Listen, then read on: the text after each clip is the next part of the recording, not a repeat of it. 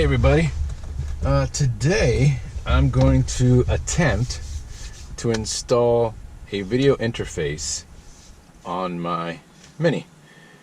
I have a 2016 Mini Countryman S, has the integrated rear parking sensors and factory navigation. I've been wanting to install a rear facing camera. I've been wanting to and have it integrated into here instead of putting it in the rear view mirror. I also want to install a forward facing dash cam and have it the possibility to watch it in this screen if I wanted to as well. So I looked around online, saw a couple of videos on YouTube from a company, Eurotuner out in Malaysia, they did a great job. I'll link their videos in the description. But then I found a company called 4x4 Shop in Canada. They're in Toronto.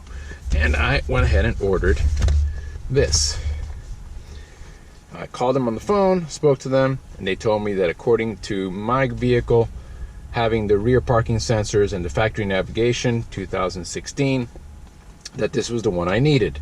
There's a consumer version, there's an in-between version, and this is the professional version. Now, it's called BM12-P. There it is, there's the box.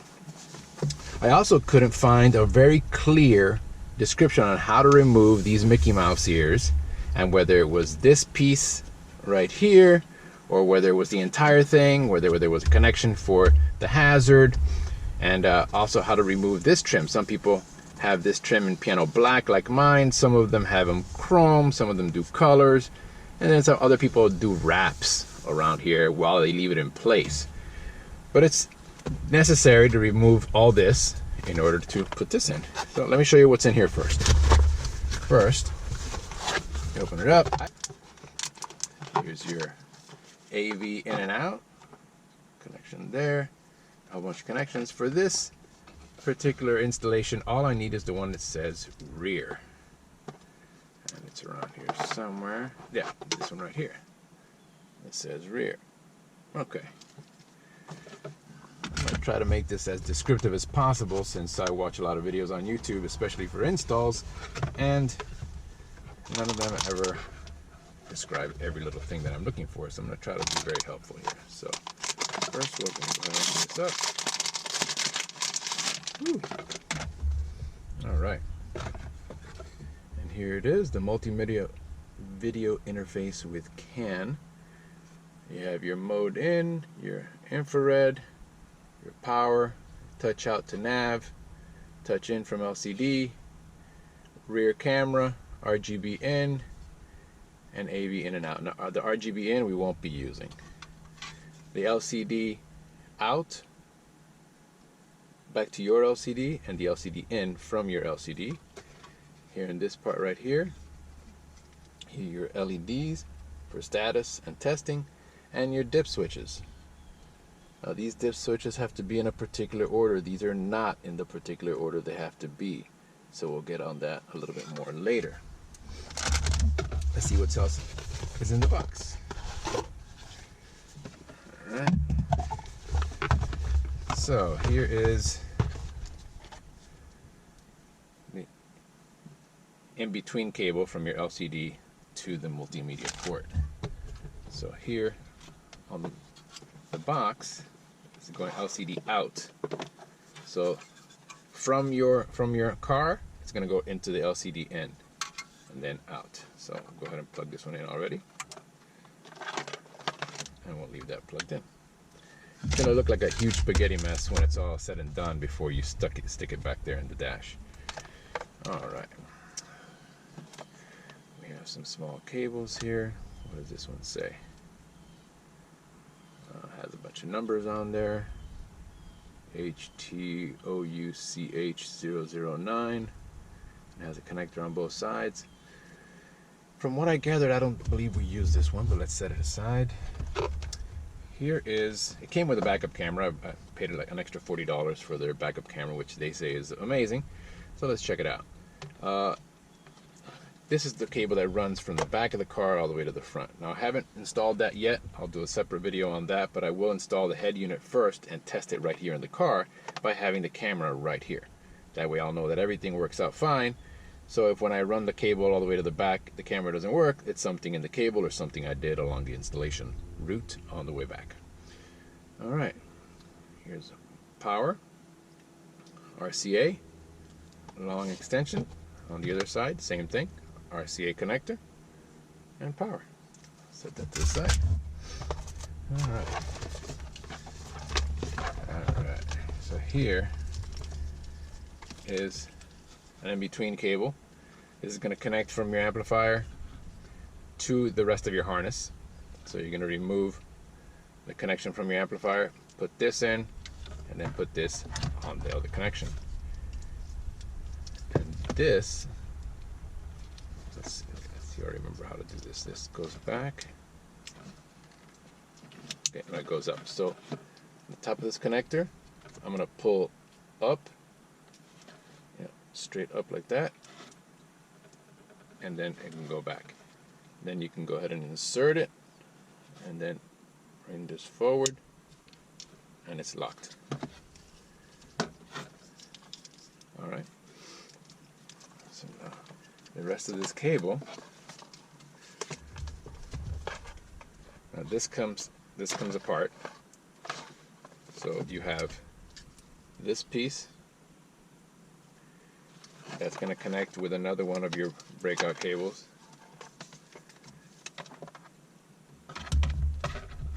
This cable here, this connects to the vehicle.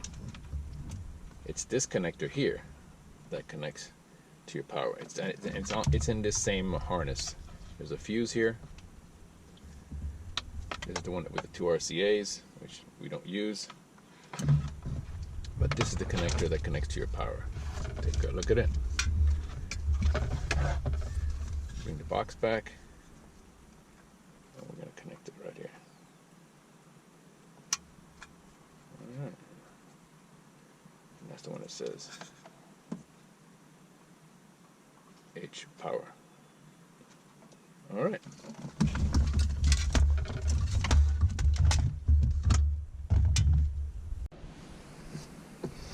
Okay, so we covered this. We covered the other cable that plugs into this harness. Alright.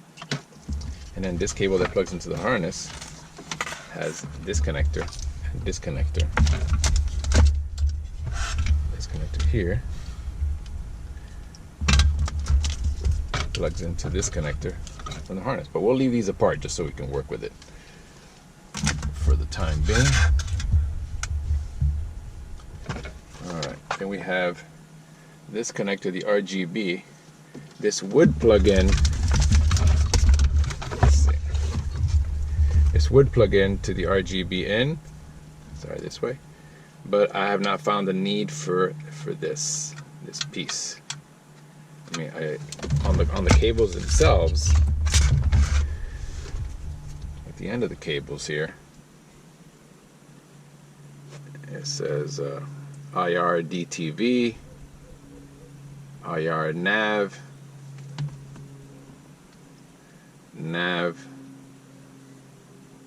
V, what is that, a V8? My R's aren't the same as they used to be. Alright, yeah, Navi V8. And then a bunch of other cables here.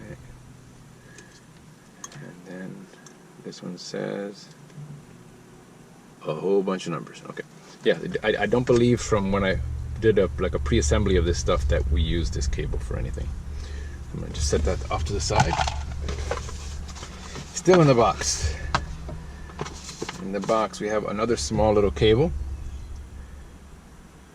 And I don't know, this is like touch in from LCD and touch out from Navi, and I don't believe we use this, which is similar to this other cable that has the red and white, and this one has blue and white, and I don't believe we use either of these as well. So set those off to the side for now. There's a remote control that I believe is for the first settings of the LCD. Set that up here for now. Then you have this connector, which is your toggle switch. You'll be able to toggle between AV1, AV2, and your standard navigation with this. That's only if you connect a DVD player or some other hard disk that can play back. Maybe you can connect a DVR that records your dash cams, and you can switch to see that.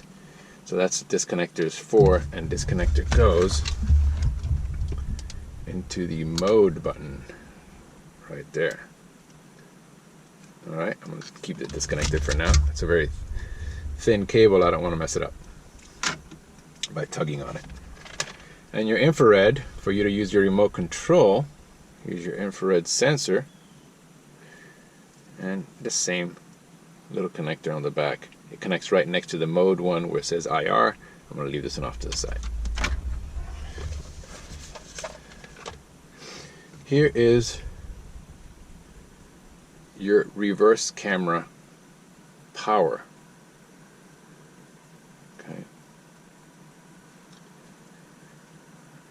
Here's the connector. It just has power for 12 volts and black for ground. Pretty self-explanatory. And it connects right there where it says reverse cam. Okay.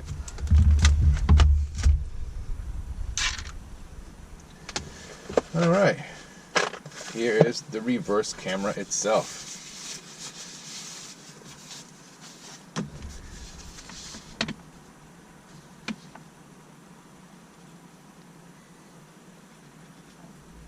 Alright. This one is just a push in. It has springs on there where it pushes in. I did notice that on the cable it has a little loop.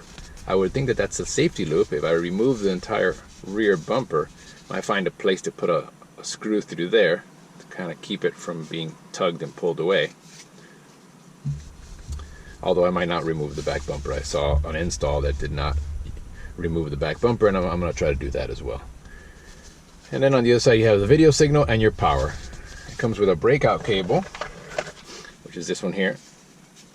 So plug that in, and then this end, the black goes to a ground, and the red goes to, remember that long connector cable that we had? This one with the two yellow RCAs and the red connections? Well, one side is going to plug in to the yellow RCA on the camera, like that.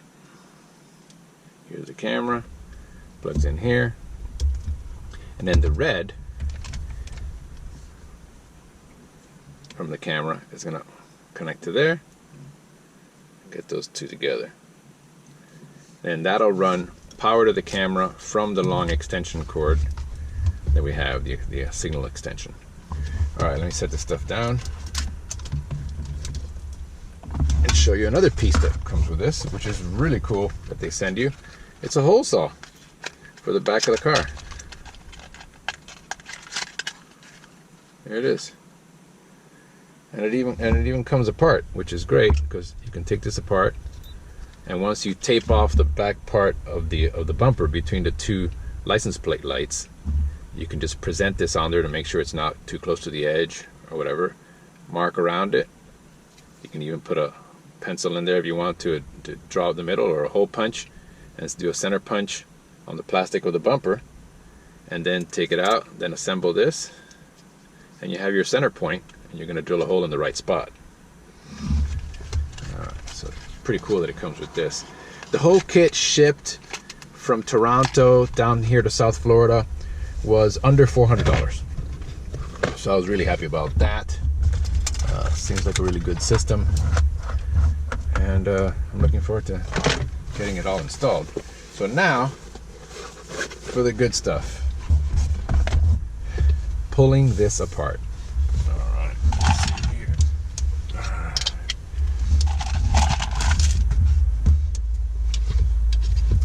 I got these sets of BMW trim pullers off of either eBay or Amazon several years ago. This is my third Mini. I had a 12 Countryman S. I had a 15 Countryman S that I put like 38,000 miles in 18 months, and got rid of that one and got this 16. Now this 16 has a little over 50,000 miles on it, so that's why I'm starting the upgrades and modifications. I'll have some other videos on modifications that I'm doing to the engine as well. So pulling this off, couldn't find a video online anywhere that showed me exactly how to do that. So I went to my dealership. I'm really friendly with them. They're really nice people. They've always treated me well, I think. And I asked them, how do you remove this? Service advisor was nice enough to go out to one of the techs in the back, found out for me, came back, explained to me that the entire thing comes apart behind the hazard button back here, and that I should start off on one of the ears and then work my way over the top and come around. But it would be easier if I removed these side pieces. So I went ahead and started by trying to remove one of these side pieces, and I didn't know whether this thing came out forward or whether it came out or how the clips were plugged in. I already removed this, so I'm going to do it for you guys now. It comes out this way, straight out. So pulling this way won't do any good. So it actually has to be pulled out that way. So I'm going to use the thinnest one. Let's see, I believe there was a thinner one. I'm not seeing that now. But I believe I had another one of these that was a lot thinner. Let me check. Oh, here it is. Great. Okay. Yeah, this one's a lot thinner right there. Let's see. I forgot how I got a good grab on this. Well, you know what? I think I actually took the top out first. So let's do that. Okay. With this real thin one, so I would say this is, I don't know, about 5/8 inch wide. This piece right here. I'm gonna go back here, and it does lift up a little bit, and it just kind of pops out, but it does feel like you're gonna break something for sure. All right, that one will go here. Remember, there's a cable right underneath here, so let's go slow. Now you can just go with your hands. I have the sport comp gauges here, as you see, so you just got to be careful if you have those. You might interfere with that. So I've gotten the top loose, and I'm going to come around the side. You can actually reach your finger right here. There's a little lip. That didn't come off as easily as I thought. All right, try with this. All right. All right, come on.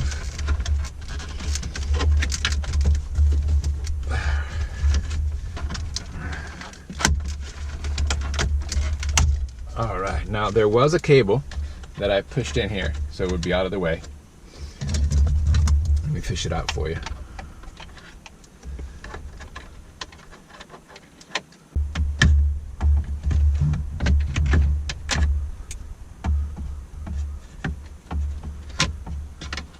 All right.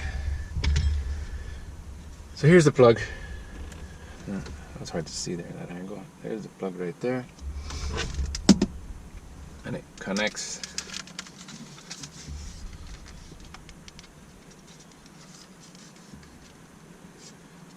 let's see, right there. Plugs in right there. All right, so look at the clips. Take a good look. Clips right there.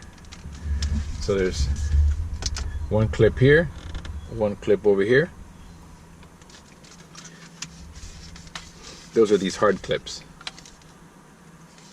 Then there's these flat spades that go into there and there. These are guides to make sure the whole thing is centered correctly. Right here, right there. Then along the bottom face of it, you got one of those spades here, 2, 3, everything. All right, so now we got this open. Now I want to pull off the sides. It's definitely going to be easier. And I was also told at the dealership they were actually really nice when I told them what I was about to do, since they know that, you know, the car's not under warranty anymore. When I remove this piece and all this plastic, I have to pull this down in order to get this head unit out. and get to the back of it, I'm going to have to pull off this piece and have it lean forward. So I'll put on the emergency brake for now, just in case I forget. Let's go ahead and pull this piece. So I'm going to use my wide tool, put it right here, off to the side, just go sideways. All right, there's 1, 2, 3, 4 clips, and they are facing in. The holes are right there. 2, 3. So the whole thing just pops in sideways. And let's pop that out, set it aside. Set it to the back of the car, since we won't be using that until we know it's all connected properly. Same thing up here. We'll go up here, pull to the side, and you can pull it off sideways. There you go. Very nice. Ooh, I thought I had made a mistake there, but that's actually a natural indentation right there. It's a factory thing. Is it? Yeah. Oh yeah. Yeah. Factory thing. All right. Scared me there for a second. All right. So now, let's see what size torque this is. This one's a T15. Are they T15s? Oh, they are T15s. Okay. So, start at the top. Put this stuff away.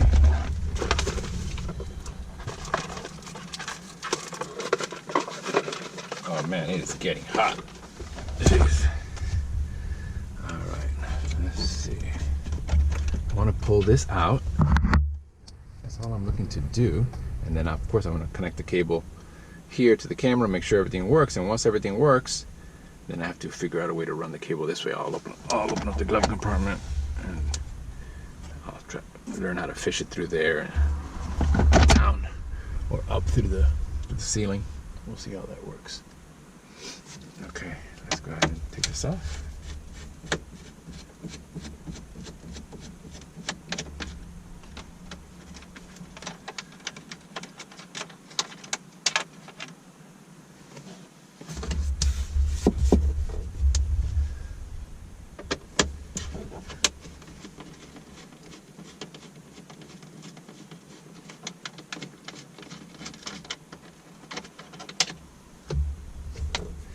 You know what? I'm gonna go grab a magnetic cup so I can put these screws in. No need to lose these things now. Okay. There you go. It's cheap. I got it the discount hardware parts place. There you go.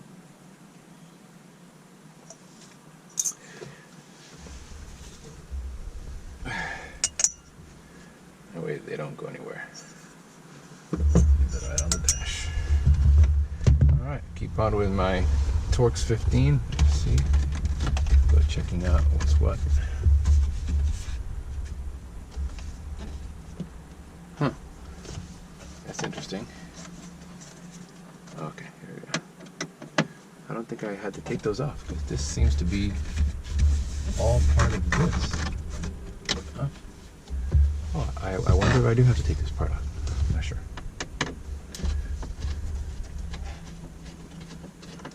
Yeah, very possible.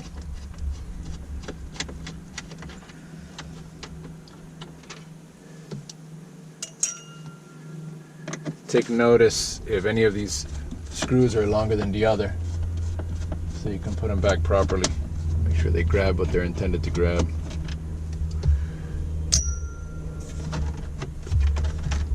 Okay.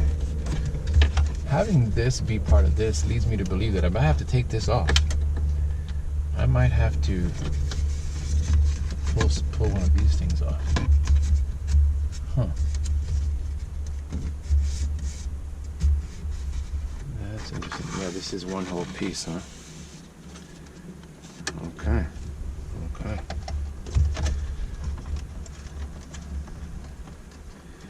Yeah, this seems to kind of be loose from here. Let's take these off here.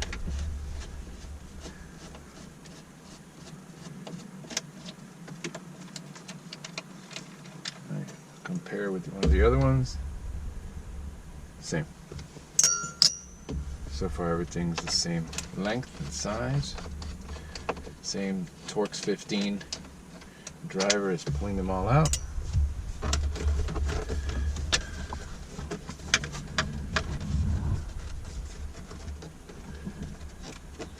Oh, this is together, huh? Oh, all this might have to come off.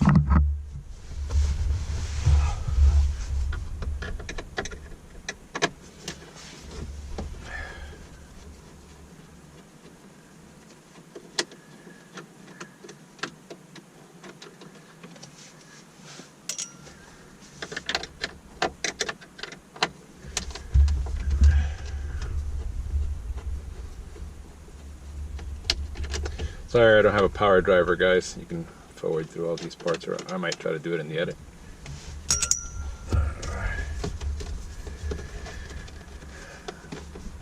Alright.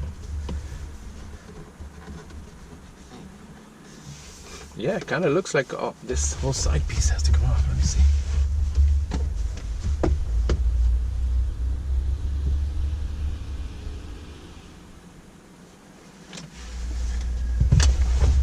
I don't see any screws that are clearly visible from the outside. I wonder if it just pops off. Yep, that's how it feels.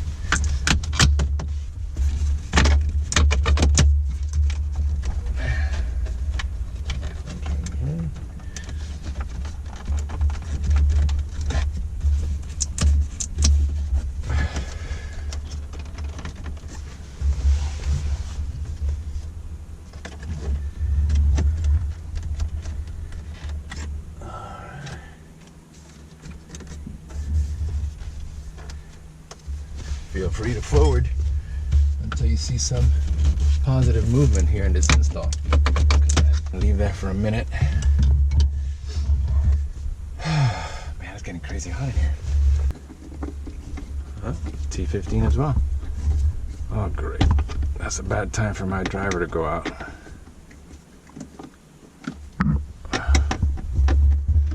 Yeah, this cheap driver is spinning on me. This part spins without the top part. I ordered new ones, but they're not here yet. Let me pause and rearrange this stuff. Alright, in my effort to continue removing this stuff, I pulled pretty hard over here on the right side, and it did pop off, and it seems like all of this will pop off. So for right now, I saw that this needs to come off because this plastic piece goes all the way around the head unit, and there's screws that are holding it back there. So that's why it might not come forward. So I found out the two screws that I took off here and the two that I took off here, there's two other ones a little further back. Hopefully this driver will still do the job without spinning out on me. Yep. These Torx 15 screws over here in the center console are not as tight as the ones that are above the glove compartment. Let's see where the other one is here.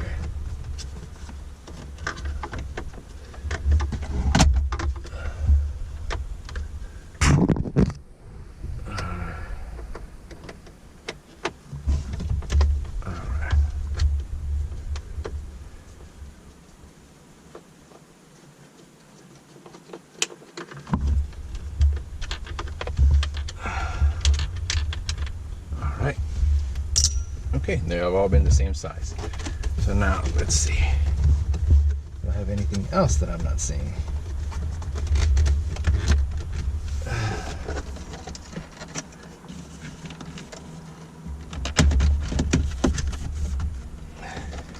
Oh, yeah, this won't come off here because this whole piece needs to come off still. Wait a second, but this piece goes up and behind here. So you can't move this. Great. I've gotten surprised by several things in this 2016 model. One of which was yesterday while removing the turbo resonator to put in a delete tube. I noticed that there was factory clamps on those hoses that did not pop off.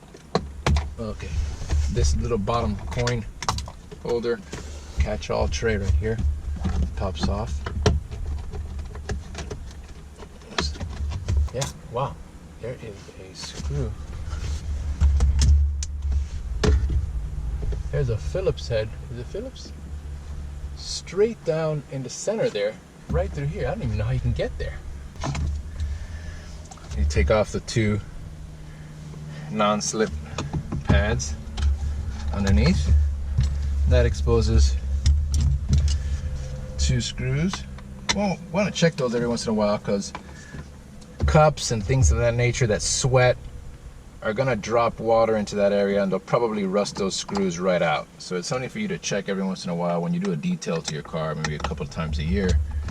Check that out. How some preventive maintenance might be great. Once you put everything back together, you can put a dollop of silicone, or if anything, I'd probably just do a little silicone spray, and that way you'll have some layer of protection. Okay, so now this lifts up. Remember, you got a connection there. You gotta be very careful. And you got connections back here. So you don't want to mess around too much with this. I'm gonna take a look on the side, see what's on the other.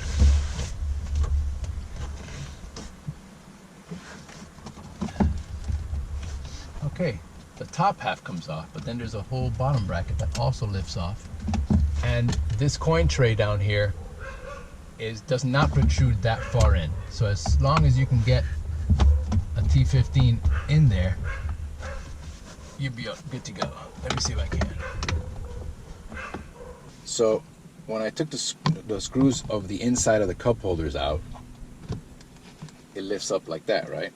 So then the bottom also lifts up a little bit, and I'm able to lift and move things a little bit to the side, just enough. Put a driver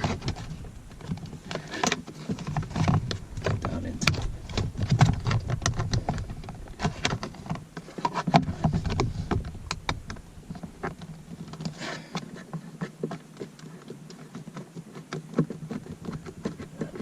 Turn that driver. It's a T15 Torx.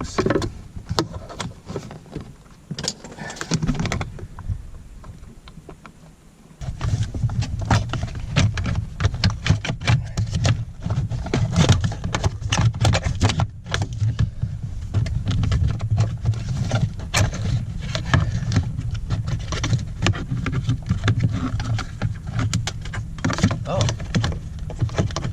there's something here. Something connected to it. It's a cable. Oh boy. What have I done?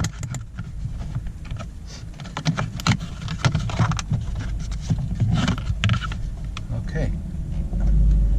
Let me show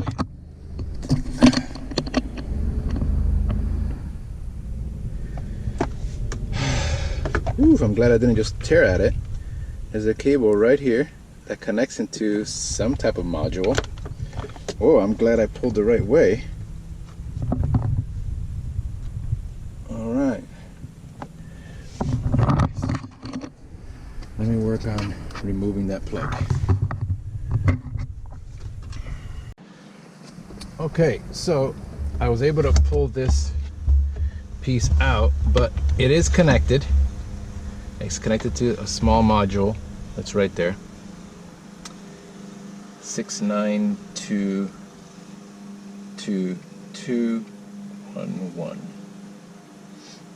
Don't know what that is, but it seems important, so we'll leave it there. It is plugged in, but the cable had like a stress reliever or holder right here.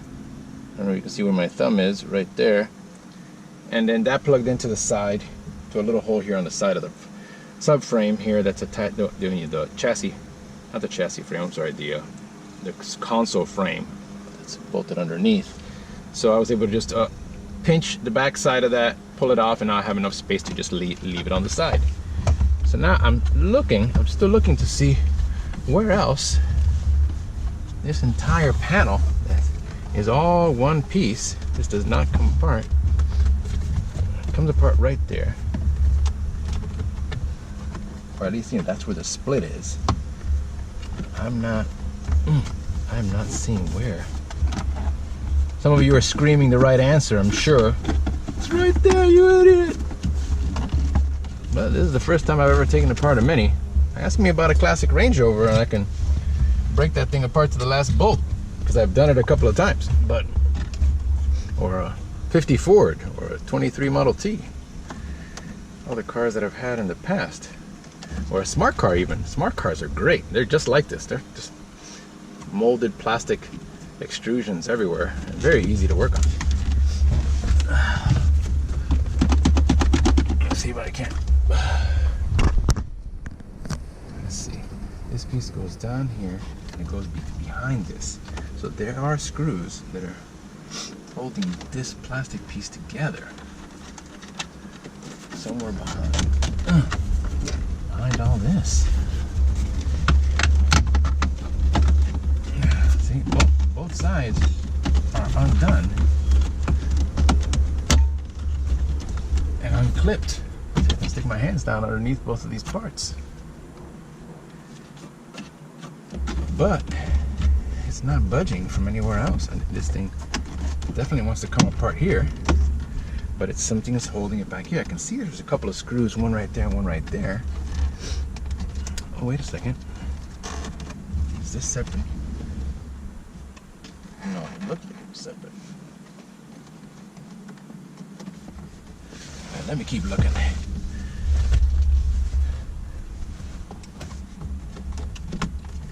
Let's see what's connected and what's not connected. Alright, let's see. Does this come off with just 2 screws? It really does. Huh. Wow. That's cool. Because in other Minis, this piece right here is a separate part. And the same thing on the other side on an R56. Stuff. So now, there's connections back here. And I gotta be wary of. You just pop off. Should be one main cord, alright. Let's see if it pops off on this side. Sure does. Well, that was pretty simple. Nothing to be scared of there. Now let me see if there's like a main plug. Let's use a flashlight. Take a look at what I'm doing. I don't want to mess anything up. I don't want to pull too hard on any cables.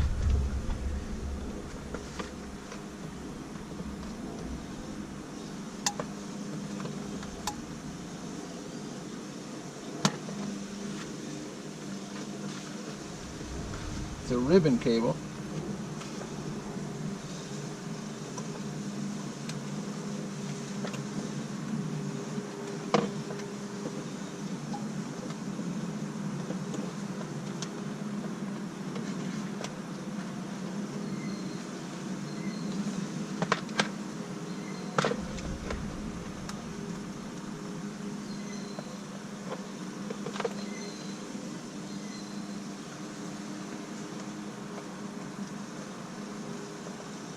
If you just wiggle it out, you'll be able to pull it right out. Just be real careful with it. It plugs into that right there. That area right there, it's a multi-port. Multi-pin port. You see it? Okay. Alright, so this is what the inside looks like. Some foam. The whole mechanism here for your key to go into, your start-stop. Very important buttons. Let's put this in the back. Put this in the baby seat. I did have a T30. There you go.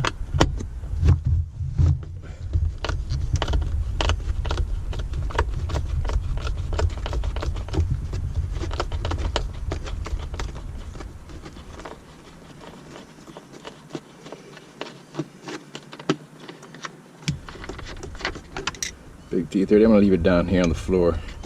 Just 'cause that's the only T30 I've encountered. Now, looking up here. Oh man, I really hope there's nothing else. of you guys are already like, you're missing the other one.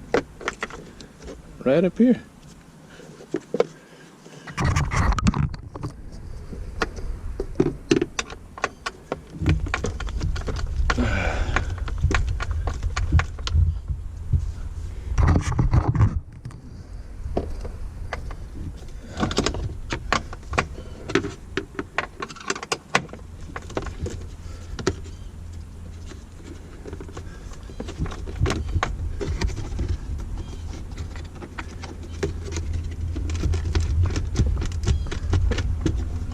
Wait, let me make sure that that is part of this. That one might not be part of this. Oh yeah, it's definitely part of this.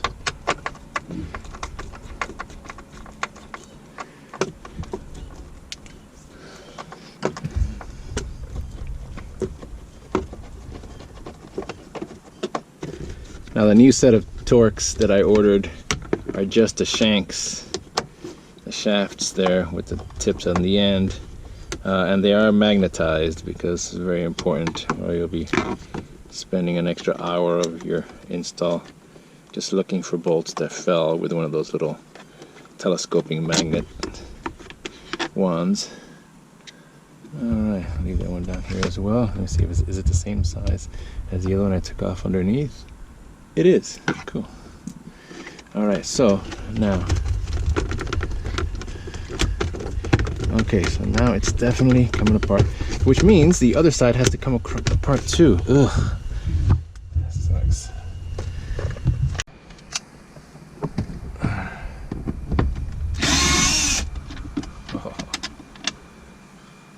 Oh, these are pointy, different than some of the other. Oh, actually no, all the black ones that I've encountered are pointy bolts. Yep, very cool. Alright, back up here. Alright.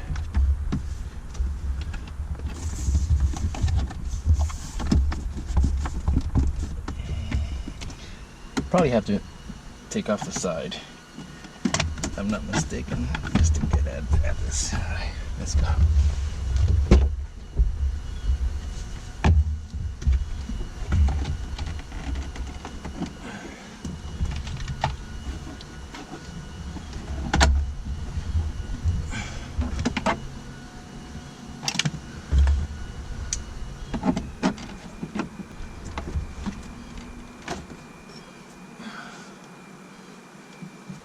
There we go.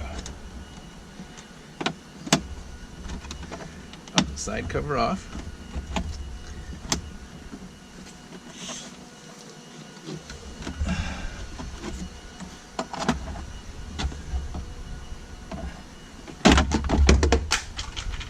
I didn't have to take the side cover off. This part just comes down. Cool. Oh, actually I will leave this side cover up. I can see a straight shot all the way over there. So I'm going to leave this side cover off. I don't know if this side cover looks like this. This one on, like so. Oh, actually no, this way. Like that. Cool. That's actually a great thing to know. I might have to look back at this video just to figure out how to put it all back together. Alright. Here's another one hidden right here. Another teacher pin.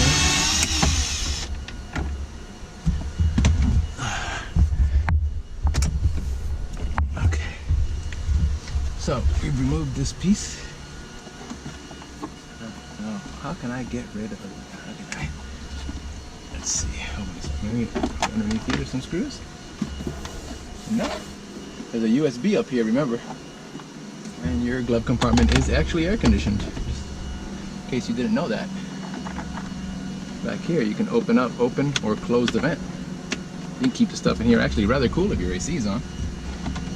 I've done that a couple of times. Oh, there's another one hidden back here. Alright, let's see if I can make it. Nope, it's big. Alright. Let me go back and get the bolts.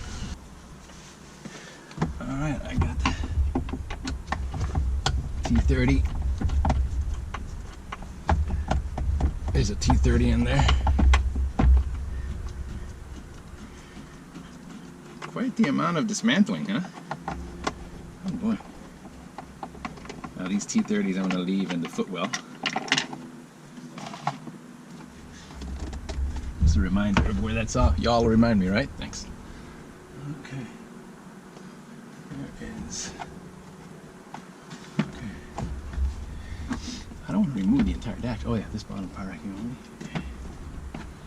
Now, how does it bolt in here? What is this piece? What is it?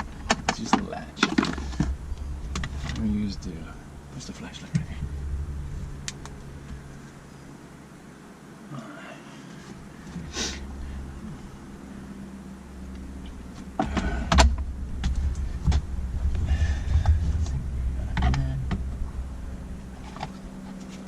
There's something similar to the bottom here. Let me see what drivers these are. This is the 15. No.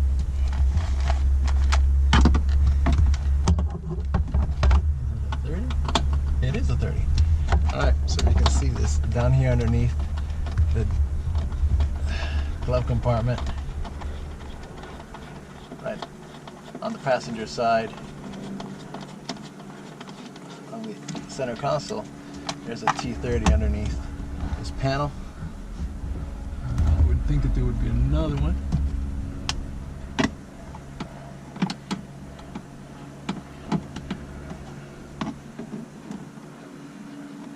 There's the one over here, like a small one. Yeah, the one over here is a T25. Where's it for?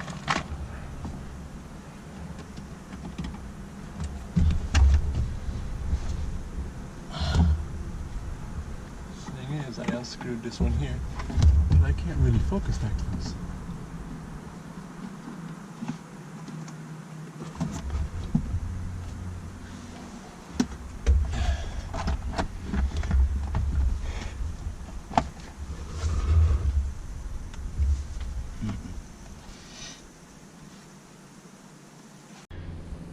Alright, so this kick panel foot AC vent right here, the outside, we're going to go ahead and remove that.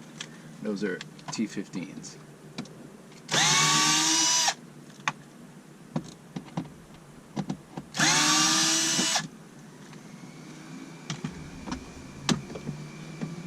And there's a third one right here.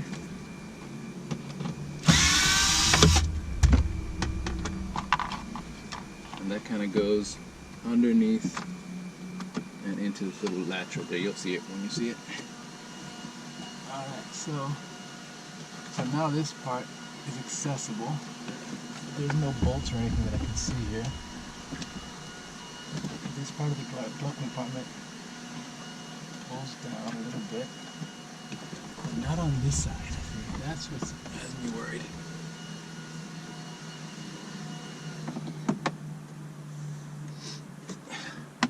Ah, found it. Okay, so that T25 that I took out earlier does not have to come off. I'm going to put that one back before I forget.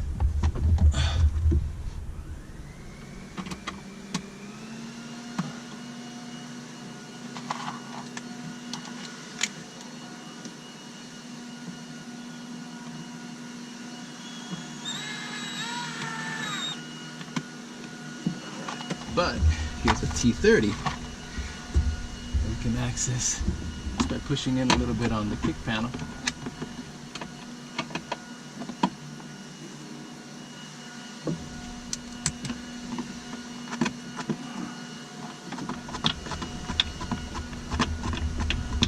Holding pressure from the bottom of the bowl makes it a little easy, so I don't have to be all crouched down under there.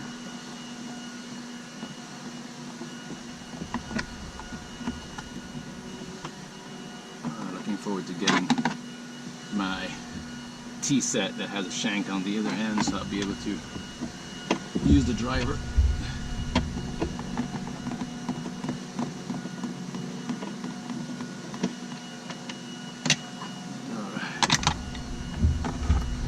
Now, I believe we might be able to pull this unit out. No. Okay.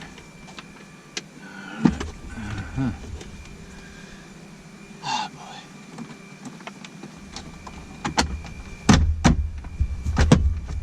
Alright. Maybe this bottom panel does have to come off completely. Okay, I took off the screw on one side.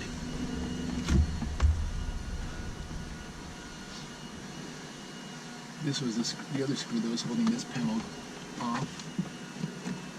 I believe I take off this panel completely. Oh, that says airbag. Oh shit.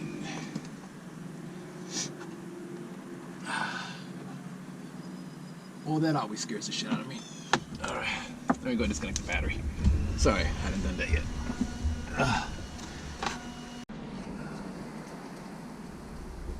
Okay, as you can see, a lot of things have gone on since I last left the video.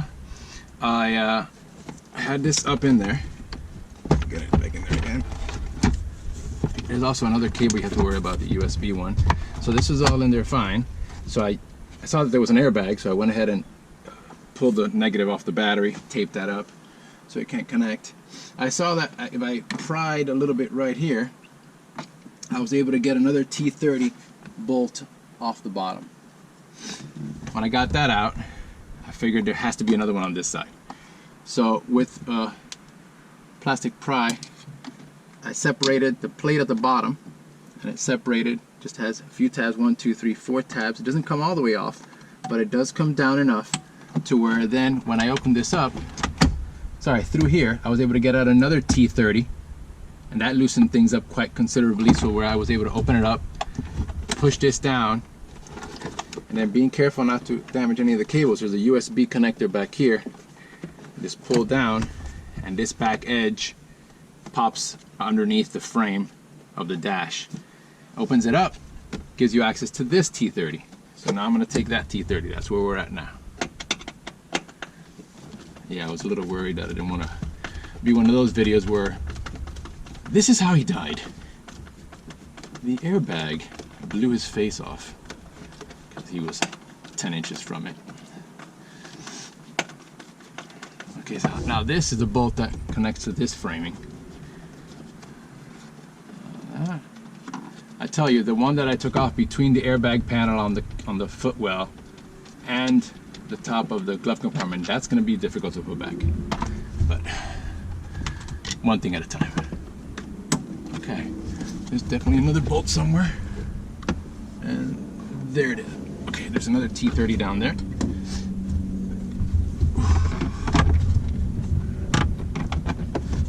I pull this off to the side. Oh, look, I'm balding. Let's see. Oh, I was able to get the screw that fell from the other T30 that I took off. Come on, magnetized drivers. Oh,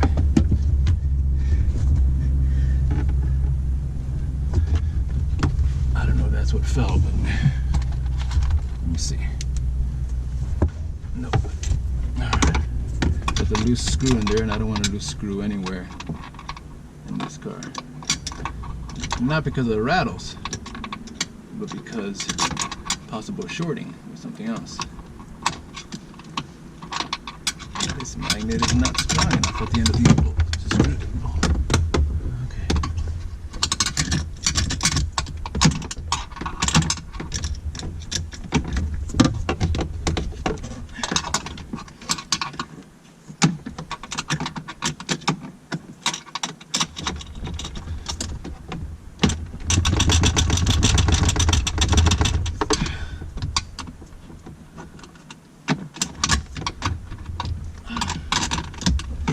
I need a strong magnet. Okay. Oh, look, this comes off now.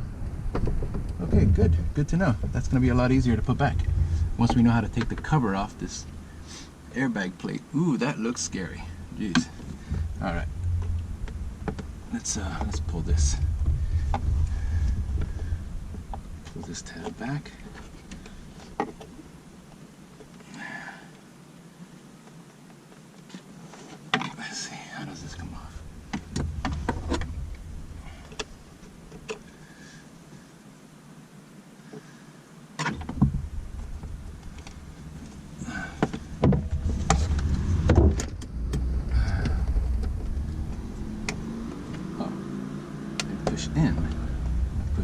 in. All right. Now I can pull the entire glove compartment off. That's awesome. Oh, looks like. So I'm gonna pull off this kick panel right here with these button screws. You have to use something like this in order to pop this piece completely out, or at least all the way to the tip there, in order for this back part to be able to compress enough for you to be able to pry it off of the hole. Okay, so that one comes off there. I don't know where the other ones are. Let's see. I don't think there's any other ones. It just kind of pops off.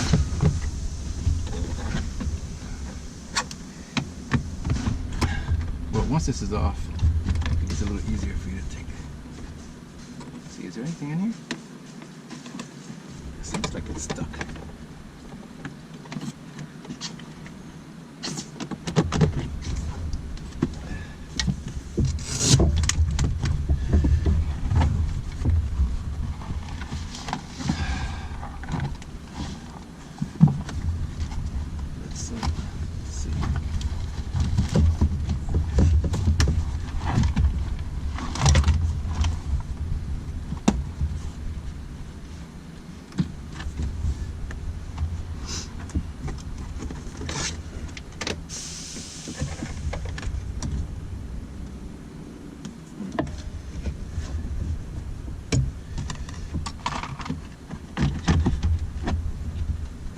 This thing is on here, huh? Does this just pop off? Let me try and pull. Yeah. Just pops off.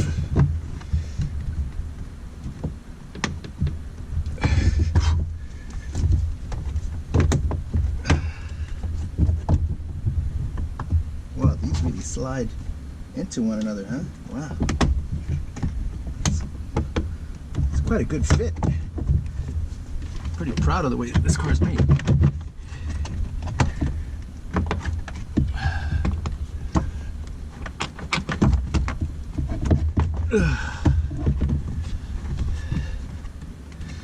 Now, don't let this deter you from working on your own car.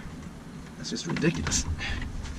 Your car should be. You shouldn't own a car that you can't like dive into, right? That's always been my thought. All right, finally.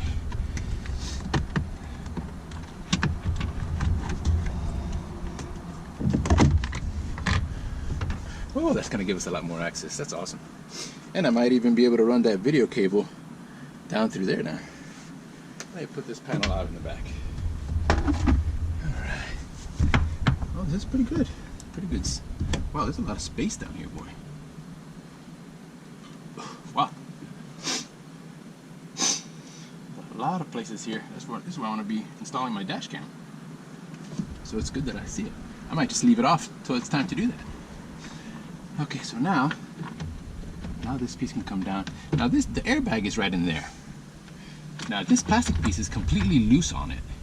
So in order for you to easily access that other T30 back there, I think it's advisable to take this piece off, because I believe that when you're done, it'll... So this is completely loose. And it seems like there's a kind of like a weird way to get this up. Oh, okay, let's see. Back here. Yeah, definitely don't want to do this with the power on.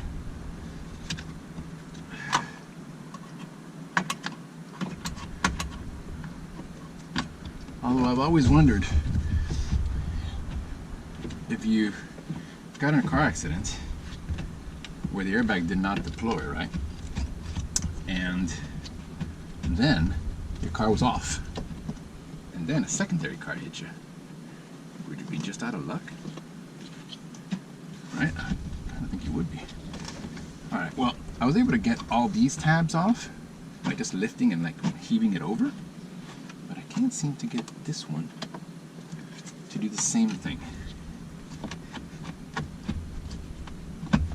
Alright, so I'm just going to reach in here, pull this one down a little bit, and try to get that T30 off, which might be the last one that's holding this entire front center panel out.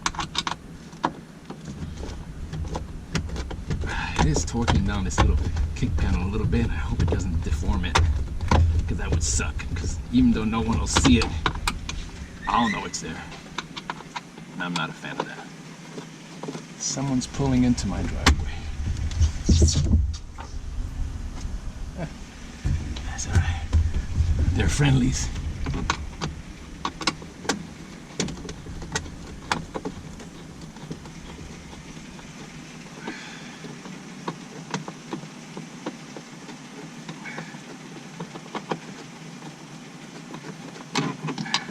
Come on.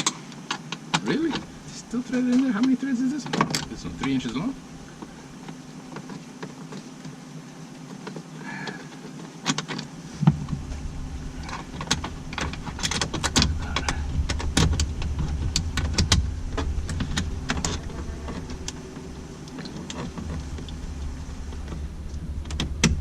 Alright, got it up.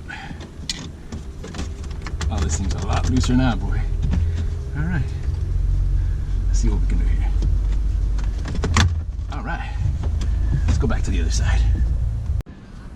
Okay, so that last screw that we took off down there after we pried down the little cover for the footwell airbag definitely loosened everything up. Now we're cooking. Now, let's see. Let me look to see. There's got to be all kinds of multi-pin connectors in there. Okay, how am I gonna get in there? All right, let me try to reach in there and pull the two that are in there out. Let me show you guys first.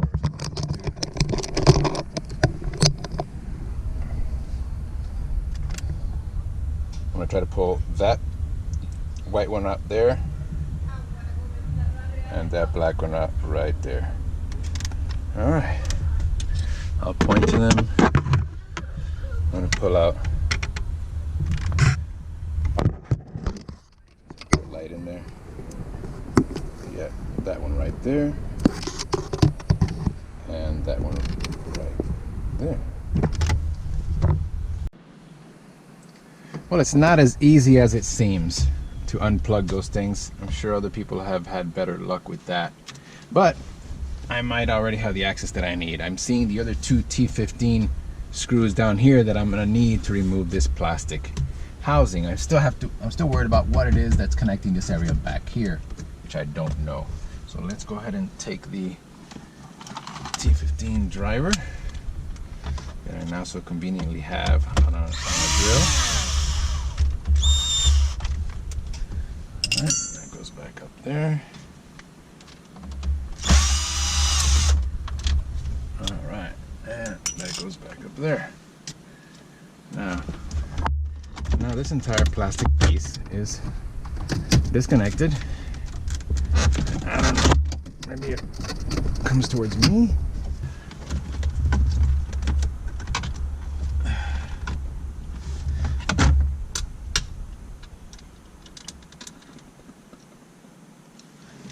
All right. Okay. There's only one screw that holds it in, right? I thought that's what I saw, that there was only one.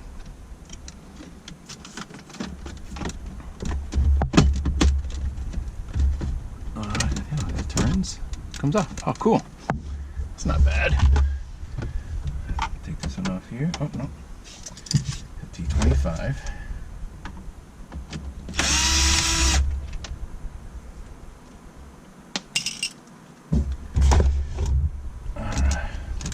As well.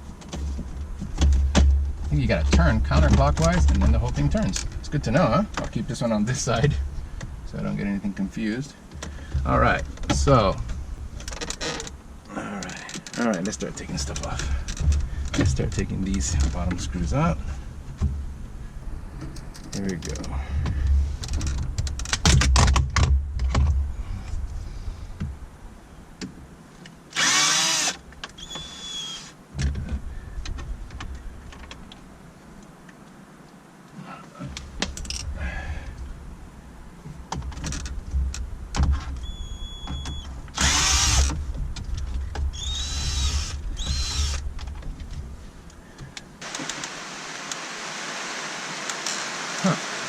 Not a T25. maybe a T20. Let's take a look.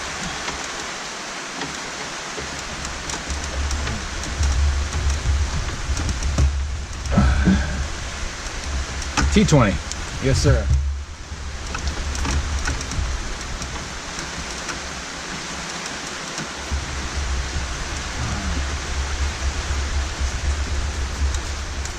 Make sure that thing does not fall down anywhere. There's a lot of electrical connections back there. All right. Okay.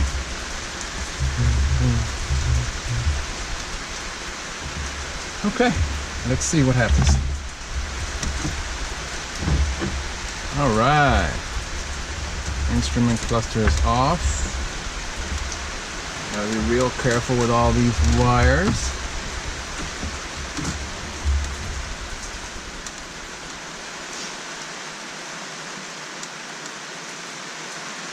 Oh boy, so I gotta get to the amplifier, and I don't see the amplifier anywhere. Okay, well that tells me that there's more dismantling to do.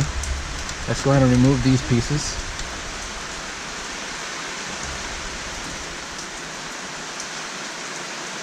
I'm going to take a few pictures and then get back to it. Alright, I'm back. Let's go ahead and disconnect a few of these cables. Okay. Alright, disconnect this bottom one here. Set that off to the side. Disconnect. This is the main LCD display. This little tab you push down and then it'll come off.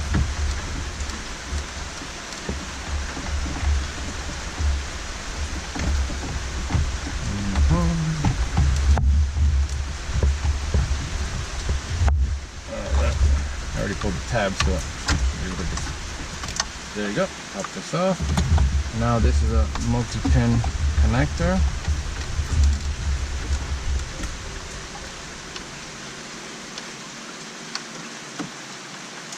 Two sides push together and then they pop off. For this multi-pin connector. Alright, and then there's the back of your unit. Johnson Controls. Oh wow, it's from Johnson Controls. Look at that. There it is. This might help somebody someday being, oh whoa, wait a second. I needed to know exactly what that piece was like.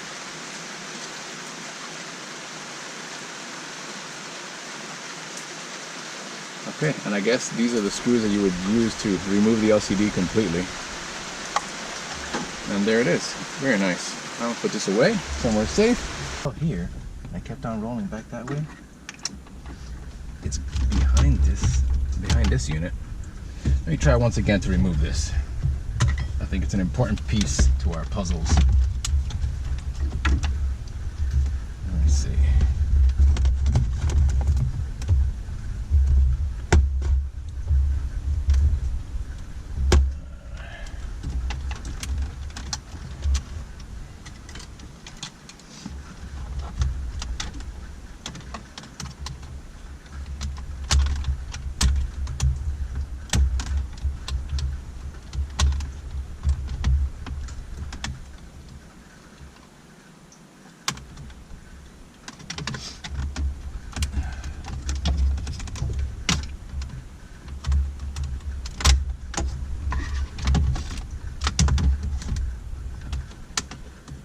I'll show you how it is that I did this. Let me work on this off camera and then I'll show you exactly how I did it.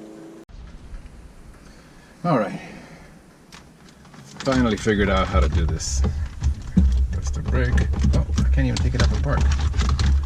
Oh, that sucks. Since the battery's not on, it doesn't let me take it out apart.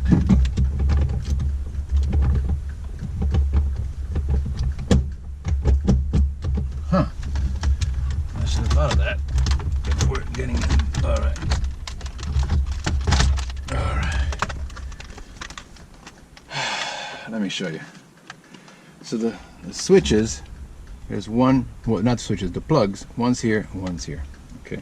The white one is here, the black one is here. So if it's reversed like this, the white one is here, the black one is here. Now I didn't know how to get them to let go. Place this in the back.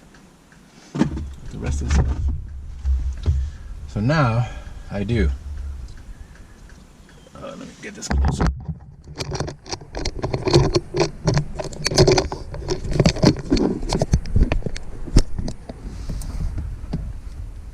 So I broke this part of the tab on this switch, but it still works. So this will go.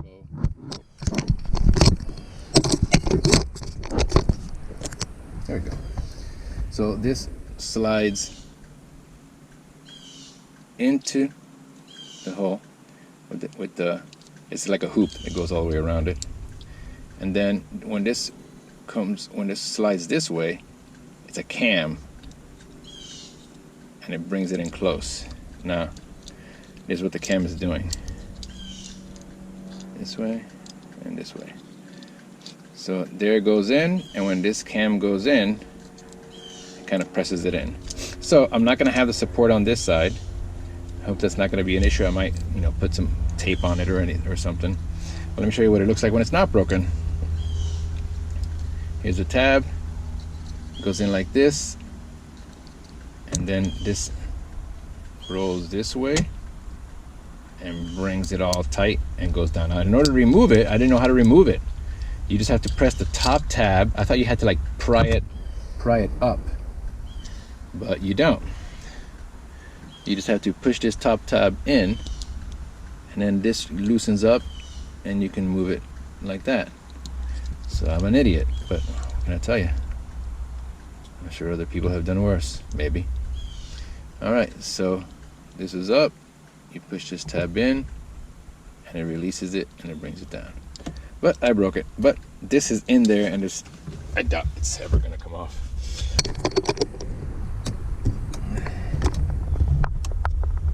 Can you see that?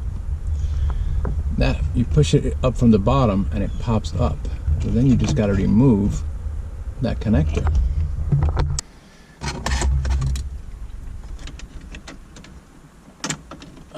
Yep, just disconnected. Perfect. I'm gonna leave this up here. It's a little sensor of some sort of sorts. And now I'm gonna have access to a freaking bolt, dude.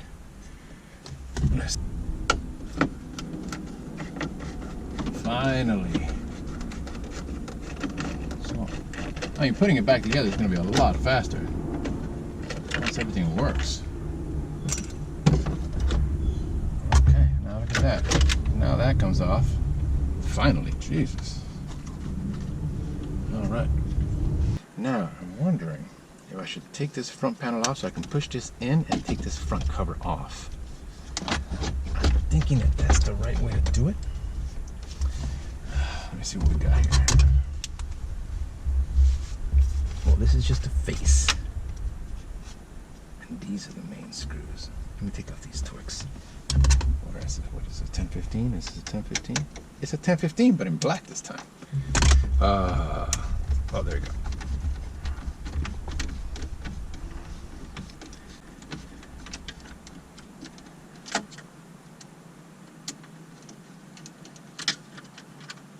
Okay.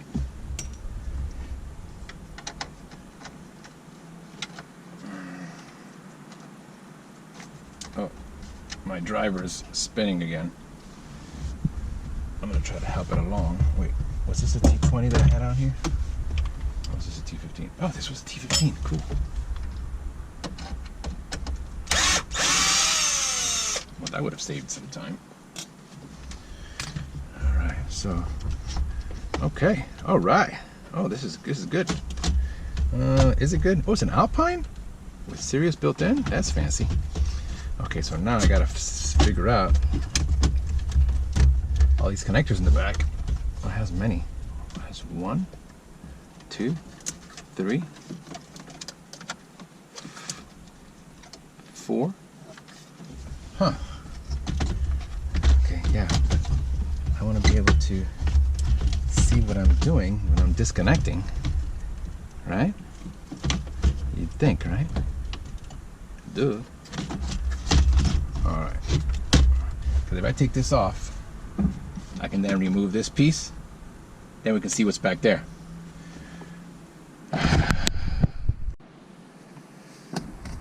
And we're back. Okay, so I was able to move this sideways and then get a little bit more pull out of it to where I can get to the back of it. I can move the cable over and take a good look at what I'm working with here. If we take a photo of all these connectors, it'll be super simple to put it all back together. I'm wondering if the connections have colors.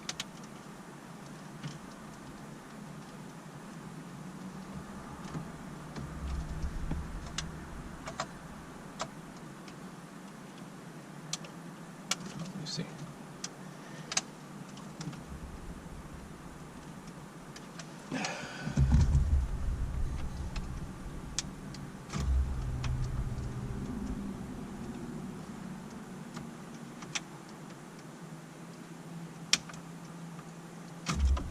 Yep, they do. No need to even take a photo. Once you push that in,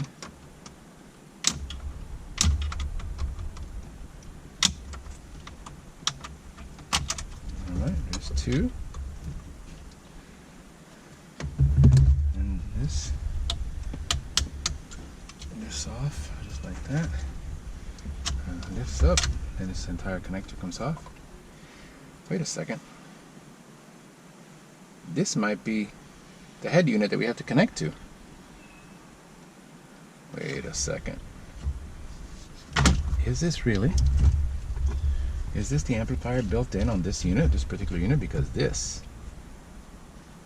goes directly into here. Wait.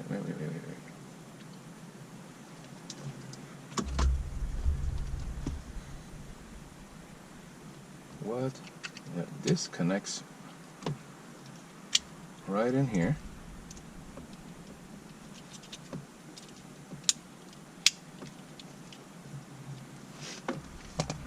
And this, what? I don't even see where I'm going to be able to stick this thing in there. Holy jeez. Where's the space?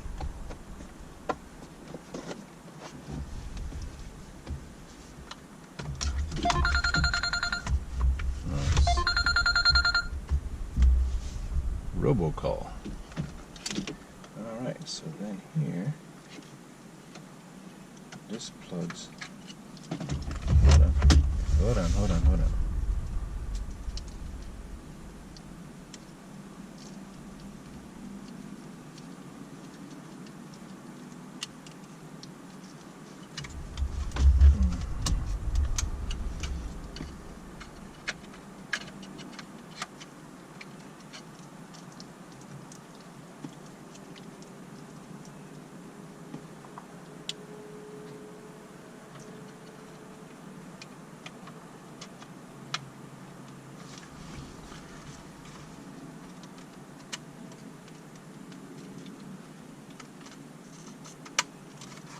Alright,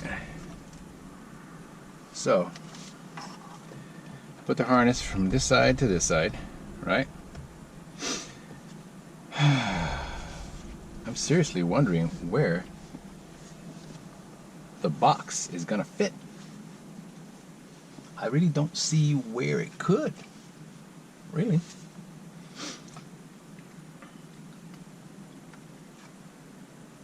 I guess it could fit under here. There is space underneath there. Let me take off that other screw over there.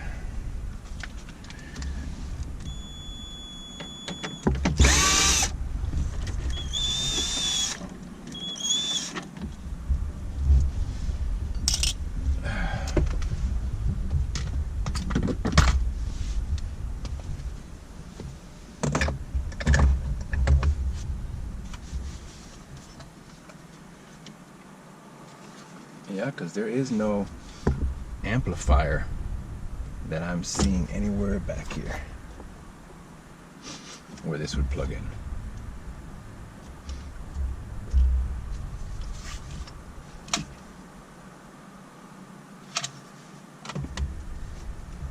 Like this pink plug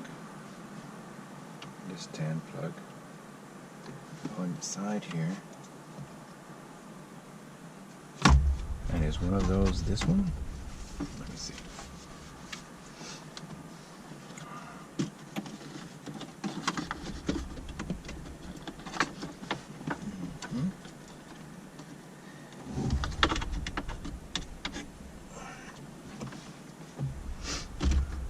I have no clue where you're going to be able to stick this. This might be a screwed up thing. Damn it. They assured me, yeah, no problem. This is the one for your car.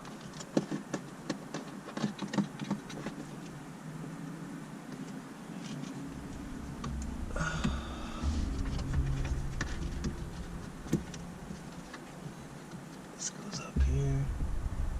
One goes that way to the dash.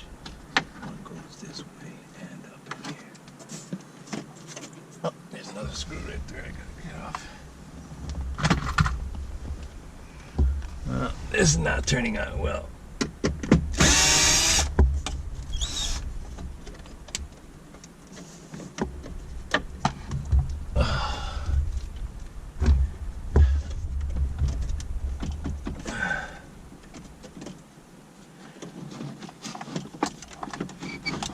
That's what I'm gonna do. I'm gonna go ahead and remove this piece, take a look further back in there. I might just have come across a duplicate plug. And the plug might be back there and everything might be connected back there. Let's check this out.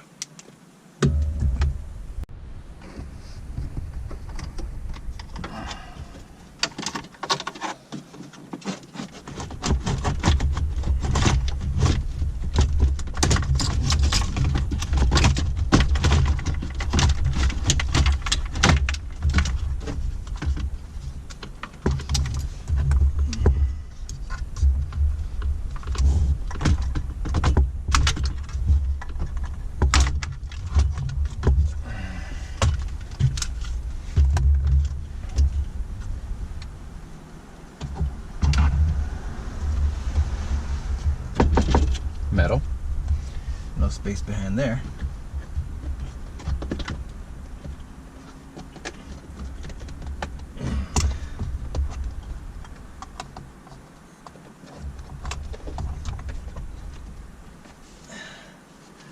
I made a phone call to a 4x4 shop in Canada, and they guided me through a couple of things. In my particular car, what I thought was supposed to be the multi-pin connector that went on an amplifier or something, or the radio head unit, actually goes behind your CD player. Apparently that controls all, that is the head unit, you know, has the FM AM connection here. So it's all in here. Now here's the thing, there's not enough room. I didn't believe there was enough room to put this in there and have space for all this. So I figured a great place to put it, first of all, it has to go inside this cage, right? So if you remember, cables came out through here. I was able to get this out by like giving it a little turn and pulling it out, right? But this sits, you see, it sits in there like that. So I thought that the area underneath it was being used up by a lot of stuff. Here's the area. But when I look at the outside cover that goes over the front of all this stuff, which is this face here, right? You turn it around, the area underneath the CD player only has these two connectors. CD player comes straight out back, and you have this entire area to be able to fit this piece. Now let me show you how I'm planning on installing it. Let me get this out of the way. So we'll turn this around, we'll put this in here, right? It's gonna end up fitting like that. Is that right? There you go. So on the opposite side, when it's fitting like that, I'm sure, you know, of course there is another frame, that plastic frame that goes around here, but I believe that my thoughts are correct, that I can Hold on. Get rid of these cables that are in the way. Then I'm going to be able to attach this right underneath it. Here. So the head unit will be right there. I don't have to worry about any connections on this side except for this one right here. And this connection right here is going to be the one that originally went to the head unit, which is right here, which was over the top of this frame rail. We're going to feed it through underneath so that it's in this area down here when we assemble this back together. And then the other side of this cable, which is this one, will be fed back up through the top of this so that it ends up where this one is. All right, but then I'll be able to put this in here. I'll keep these connections this way. That way, if we ever have to pull this out, we have access to all the connections and we can read what all the connections are this way. Instead of putting it this way, I'm going to put it in like this, flush on the bottom. This is metal, it's vented. The vents, the top is here, heat rises, so I'm not worried about putting something at the bottom. It's also metal, so it's you know, dissipating heat as well. And hopefully it's not an issue. We'll see if it's an issue. If it's an issue, then I might separate it a little bit, put a couple of metal plates and glue the metal plates in. So we're putting this in here. This piece, this cable will feed back up to the top, which will end up over here, and then all the connections will be here. So let's see if that works. Let's start that assembly process now. All right. Let's see. Lots to do here. Lots to do. Oh, this thing has to be fed through.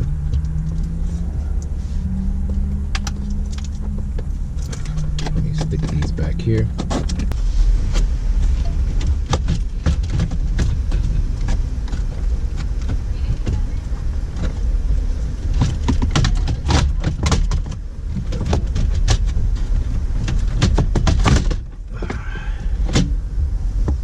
All right, it's in. All right. I'm gonna go get a long zip tie so I can feed it through here and end up coming out all the way on that side. And I'm gonna feed that cable. I'm gonna feed this long cable through there. And that'll be fine. That'll go right through there, no problem. And this is the only thing you need to power this backup camera. You notice some other backup camera videos, they have you run the power to the reverse light so that only when the reverse light is on. But this takes care of it all. This is an integrated system for a BMW, specifically made, so you don't have to worry about any of that. You just have to feed it power and the video line that comes out. So the video line comes out, comes all the way over here, and the power line is also going to do the same thing. You know, this power is going to connect to that other little power plug that goes in here. Let me show you. This cable goes in there. So your backup camera will be in underneath the lip there, right between your two license plate lights. This will go through these two here. You tape them up real good.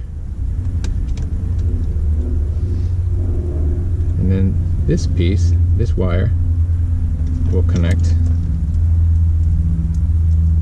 with the red of this wire. The right way to do it is to shave them off, do a little Western Union tie, put solder over the top of it, then put a heat shrink on it. Not just crimp it. Crimps come off over time. Unless they're the heat shrink type, which I do have some of those. I might go that route. And then this goes to ground back there, somewhere back in your vehicle. Same thing, it's going to be in the front. But the only thing I need to worry about running to the front right now, or along the side to the front, is this cable right here. And that's what I'm going to go ahead and do it now. So, learned a lot of things since the last video. I'm definitely prefacing the beginning of the install video saying that most of the stuff that I took off did not have to be taken off. With this particular install, I had shown you a box that said BMW video interface, I think NBT connection. Well, that was the wrong one. When I dismantled all this stuff and I noticed that behind the head unit was the large plug that coincided with the in-between plug that came with the other kit, I noticed that the plug that goes into the back of the monitor was not the right one. I'll show you which plug I'm talking about.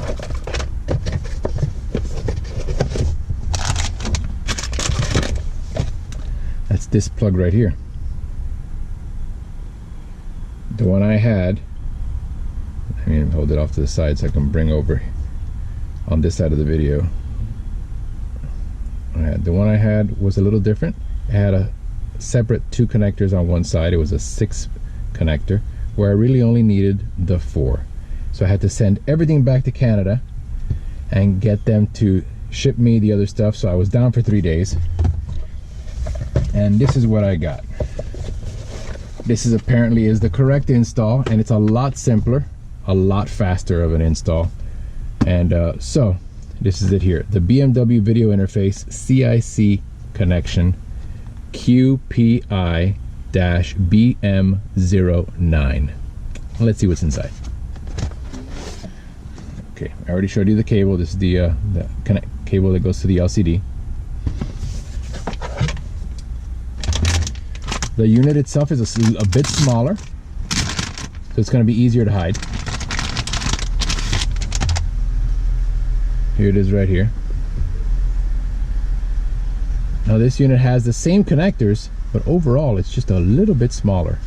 Now we're going to go through the correct pin out here in just a minute. I actually listed it right now. I believe I drew that on a piece of paper here somewhere. Yep, there it goes. Okay.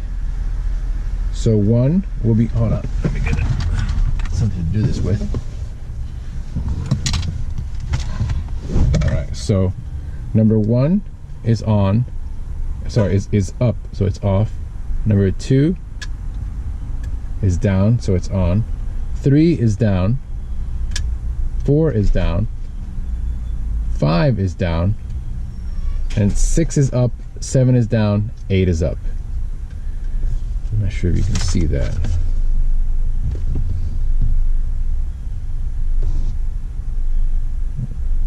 There you go. So 1 is up, 2, 3, 4, and 5 are down.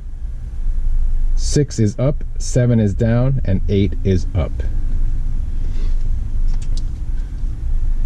You're gonna have your AV out.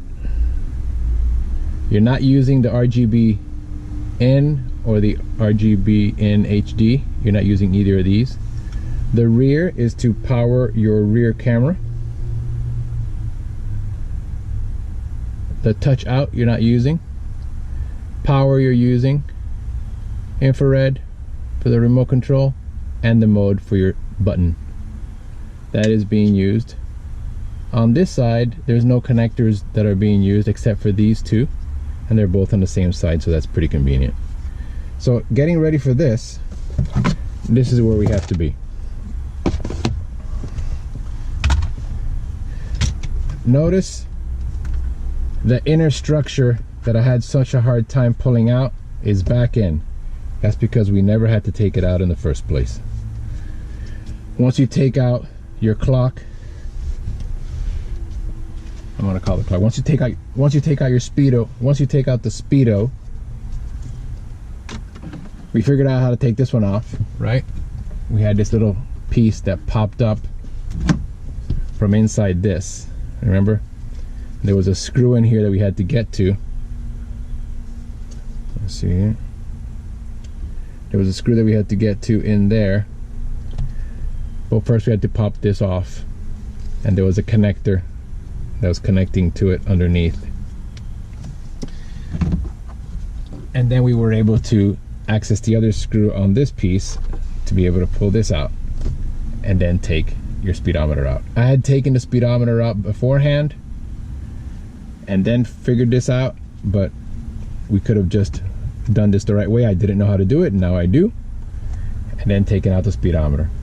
Now this particular car has a CIC connection. It's very important that you know whether you have this type of connection, the CIC connection, or whether you have the NBT connection, which is a blue connection with 2 other pins on the side. I'm sorry, it actually might still be purple, but it'll have 2 pins on the side. This is going to be the simplest of installs. This is a 2016 Mini Countryman S. So you take out everything and your dash is looking like this. You do have to take the glove compartment off, which means you do have to take the kick panel off in order to get the glove compartment off, in order to loosen some of these screws. Actually, yeah, in order to loosen the screws of that other piece that comes in here that does screw into a few other spots. So these were the original connections for the back of your LCD. The small square one right here, this ribbon connector here that has 4 cables on it. You had this connector up here, which was for your hazard switch, and this connector back here, which is that sensor that we couldn't really figure out until I did. Okay, all right. We don't have to take out the vents, but we do have to remove this piece just in order to snake some cables back and forth back there. And let me show you what I mean. The new system comes with your interface,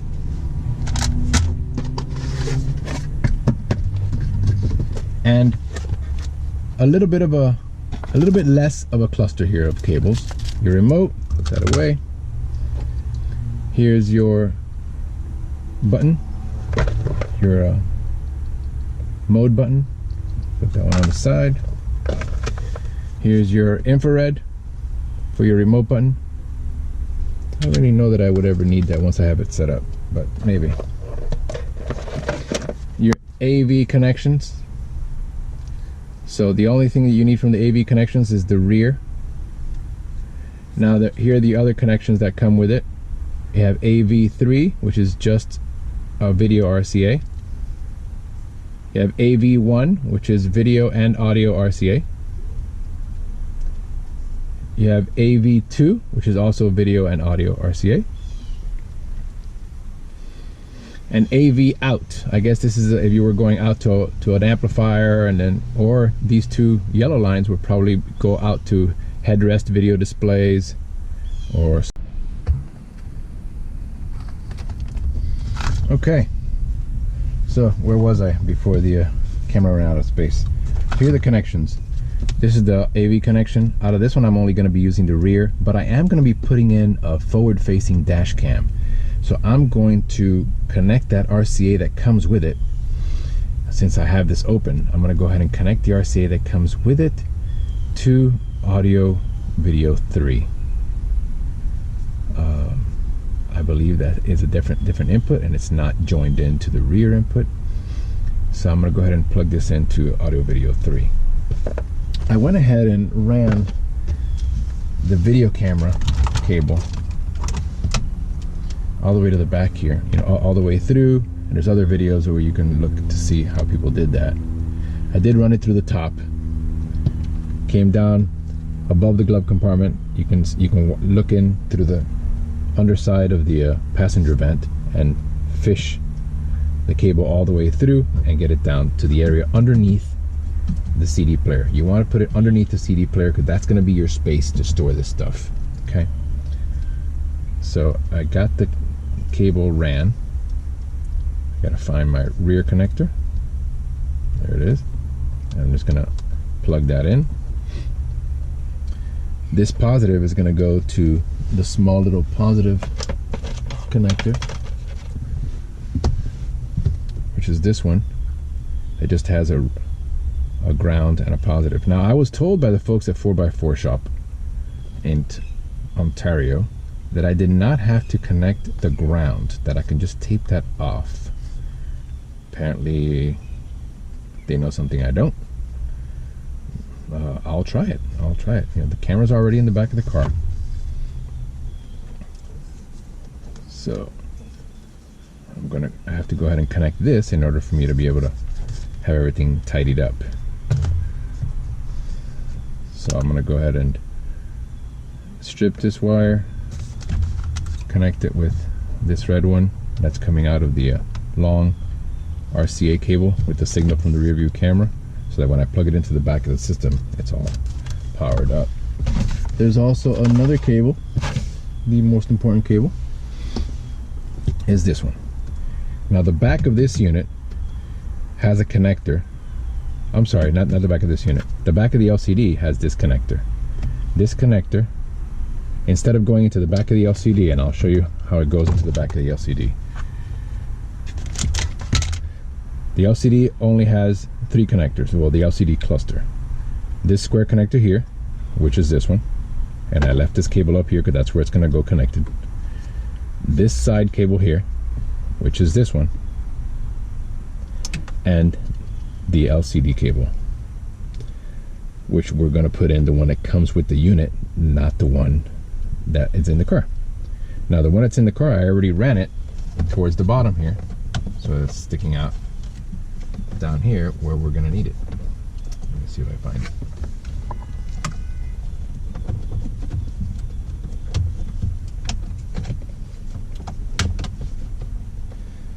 Yeah, I don't see that.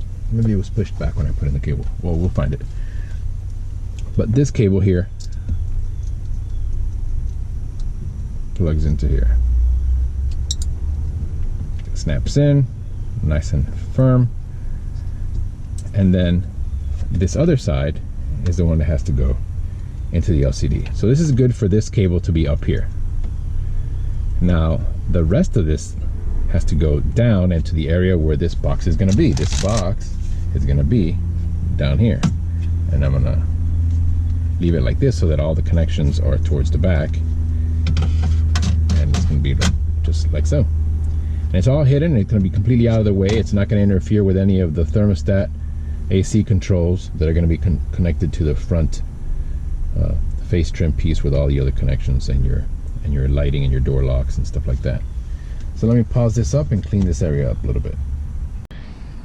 Okay, so the cable that came with the CIC system, the power cable, I went ahead and this is going to be the area behind the LCD.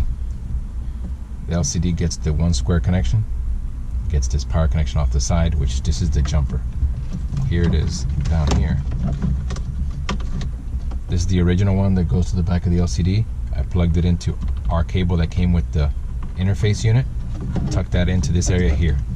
There's 2 areas right here, perfectly safe right here. Nothing's gonna press into that there. And this is gonna come out, it's gonna plug right into the side of the LCD. Sorry, this is gonna come out.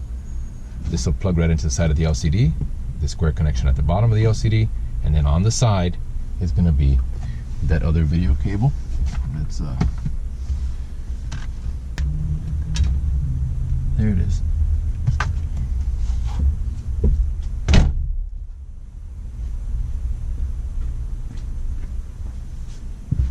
All right.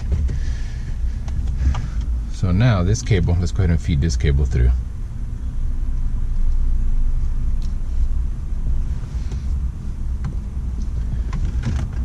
Because in a moment we're going to be screwing this back in.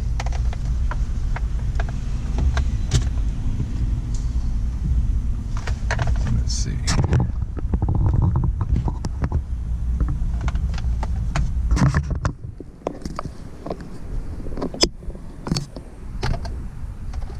Alright. Here's the speedometer. This goes in this way.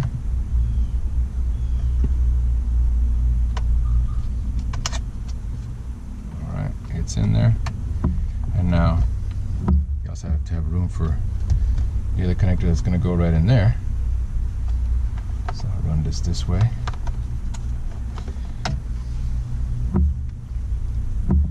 And this cable's got to go in here. And it's got to go in a way to where I can feed side of this without it interfering, because remember, this CD player slides right in almost all the way to the back, so the cable needs to be able to be fished all the way to the back there so that it's not interfering or getting pinched with anything that this CD player does when it's all the way back there. I'm going to leave the extra slack up on top because there's plenty of space up here to store things. Alright, so now let's see what we got going here. Lots of different things. Let's see. Can you see that connector there? Good.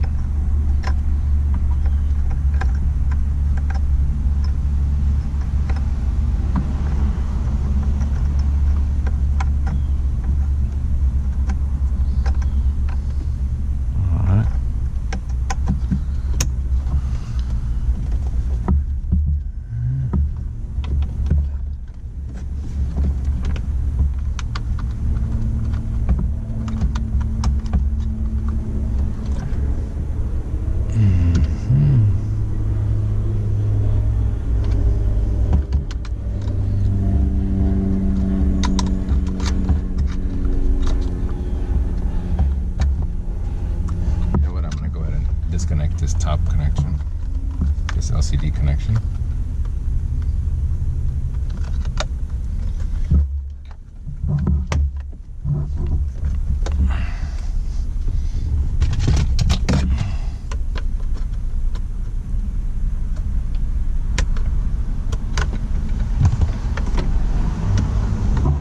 Just to make sure that this little ribbon connector is done right without too much stress. And there it is. Okay. Now I'll go ahead and put this one back. Alright. Okay. Here goes. I really wish this would have been like almost like a straight back connection, or maybe like a 180 to just plug it in and have it sit across the back of the unit. Gotta be careful with the cables on this side here. I don't want to pinch this cable.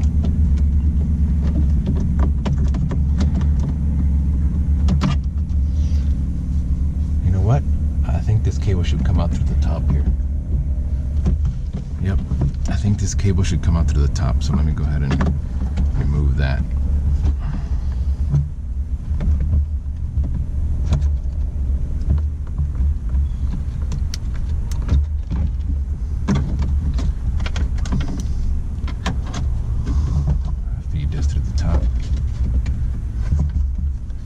Yeah, I think that's going to be much better, much safer in the end.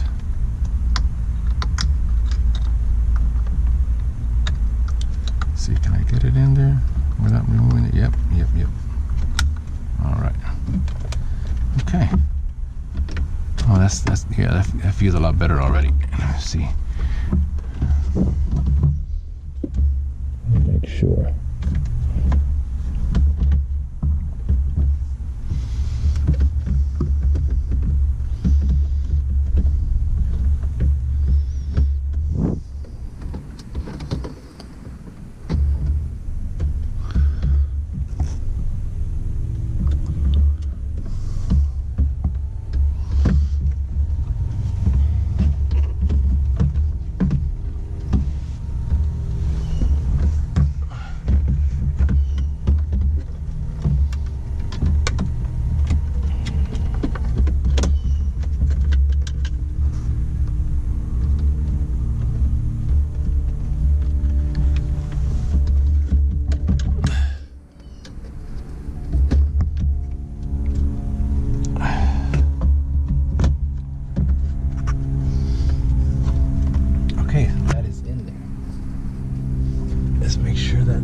Cables pinched anywhere, and there are none. Alright, let's see. You know what? I'm not remembering whether it was silver screws that screwed this in or not. Yes, it was just 3 black T15 Torx head screws. One here, and one on top going down. Cluster's in place. Everything's great. So now this is the connections. This is the connection. There's a fuse for it, for your whole system. But here's the connection that goes into the box. Right here. This goes into the power in portion of the box. So I'm gonna go ahead and untie this. Actually, yeah, I'll go ahead and untie it and let it hang down off to the side here. These are things that we're gonna have to be connecting, right? That plug is gonna go into the box. The RCA from the rear view camera is gonna go into the box, right? So I need to make sure that there's plenty of space when I get in here. So now the one other RCA that I want to get in here before I screw the CD unit in is the RCA for the backup camera. And I hopefully that box came with a separate loom so I can wire some part in and then run the rest of it to the top. So let me go get that camera and show it to you guys.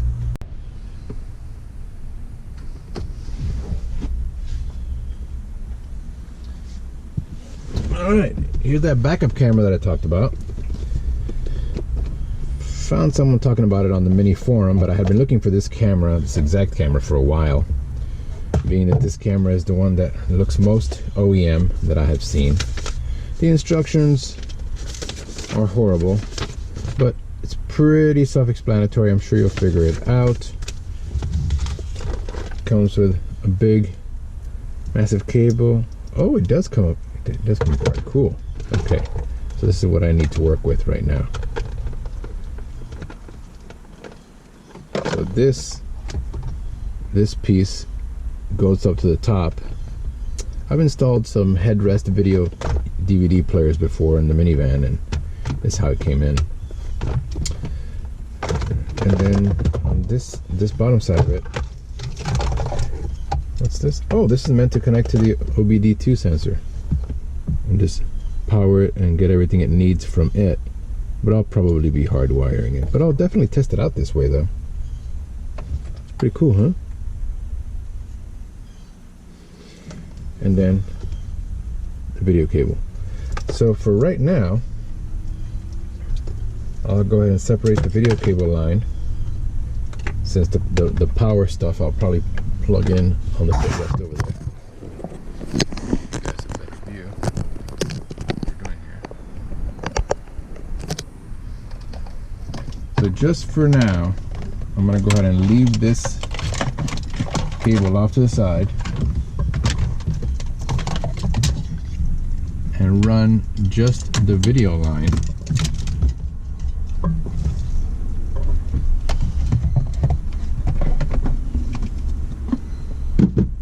good idea that I'm going to run this video line probably through the dash and over here if it fits, because let's see, I got this amount of cable before it comes out of the breakout right here.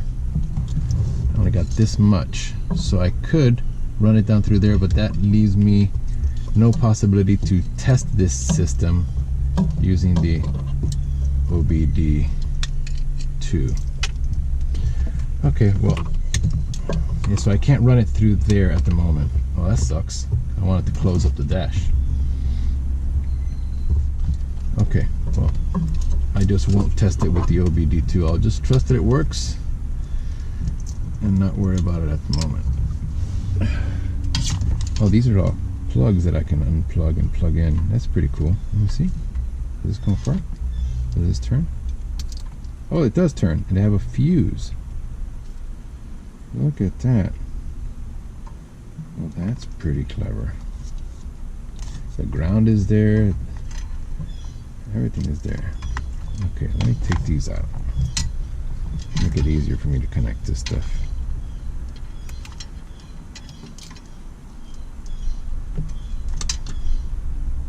This is the power one. I'm going to put the power one over there. Video one is over here.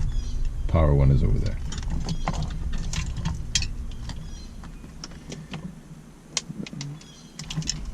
unplug the ground connector.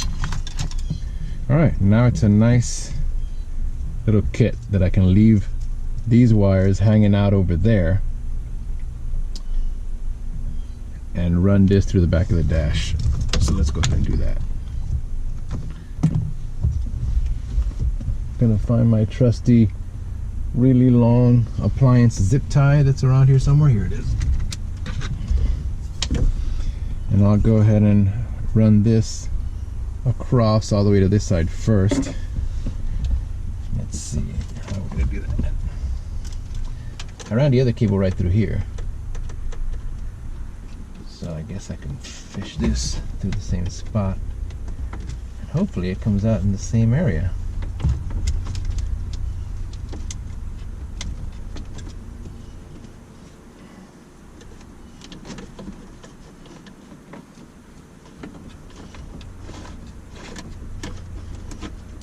Alright, let's see if I can find it over there on that side.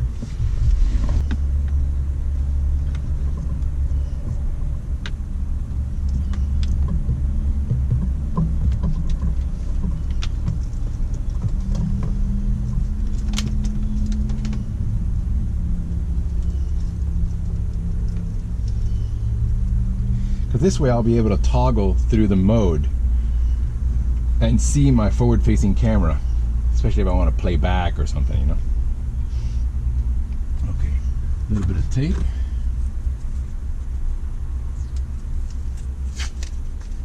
And by no means am I a professional installer of any sort. I'm sure you've been able to tell that. But I have done some really nice builds over my lifetime. And that's all that matters. It's always functional. Always very functional. Everything I do has to be completely utilitarian, never just for looks.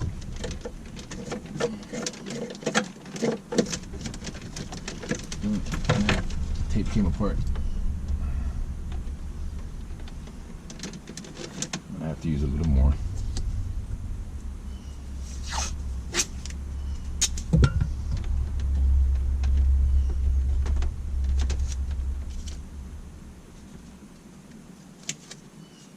Smooth out the tip so it doesn't get snagged on anything.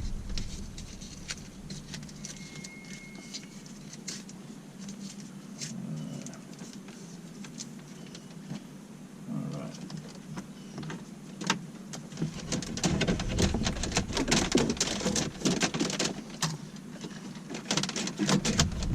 Oh, well, it's already here. So bring it down.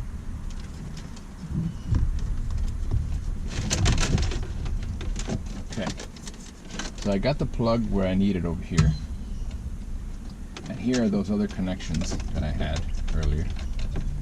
Let me just leave those alone, because eventually this wire is going to go snaked through up, right through the A-pillar all the way up.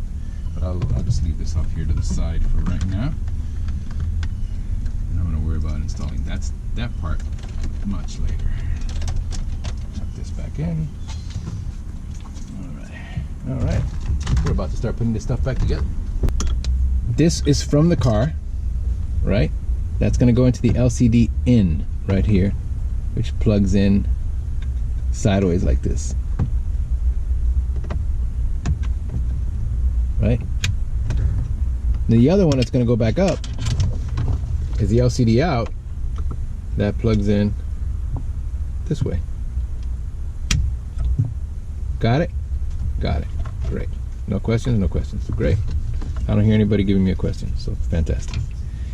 So I'm going to leave this low, because this piece has to go up over the top of all this.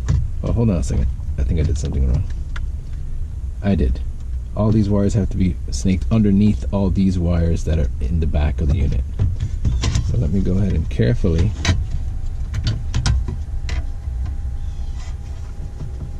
pry these out.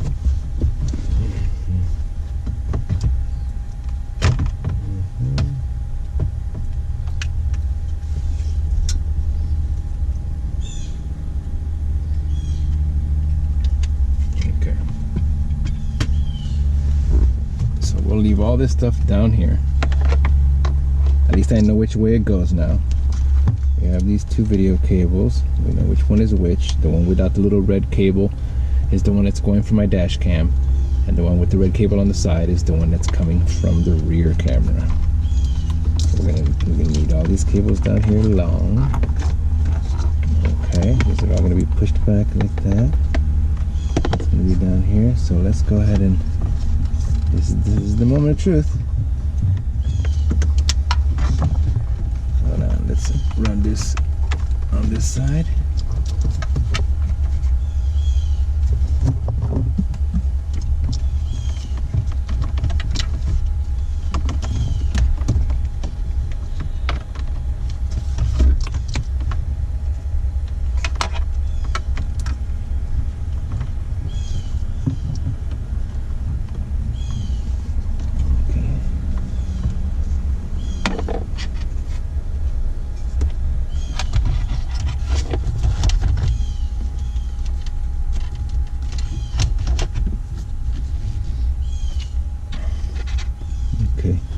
If this is pushed in this way, do I have enough length on the cables that need to come out? Let's see.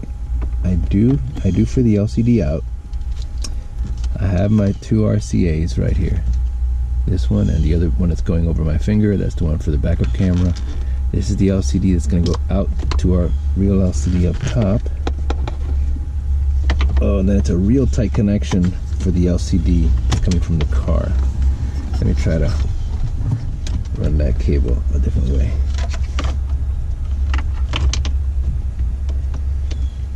Okay. I think that's as good as we can do it there.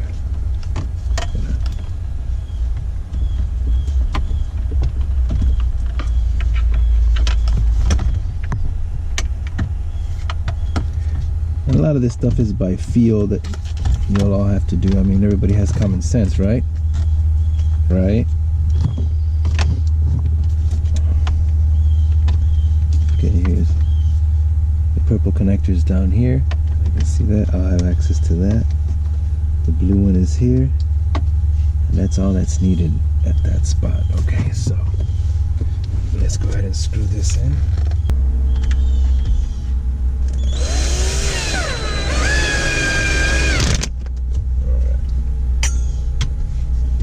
Alright, so that's in there. Now before I continue on, I'm going to go ahead and start putting this top part back together. Indeed, black screws.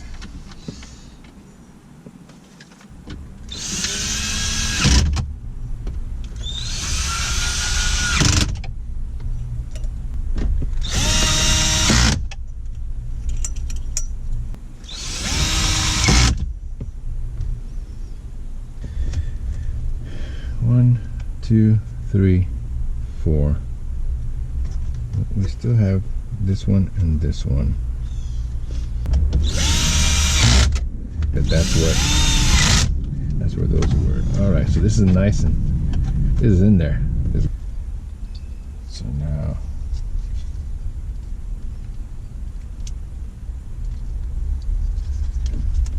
all right, let's see. Oh, no. That screw that goes in here goes through here first, so let me take that out.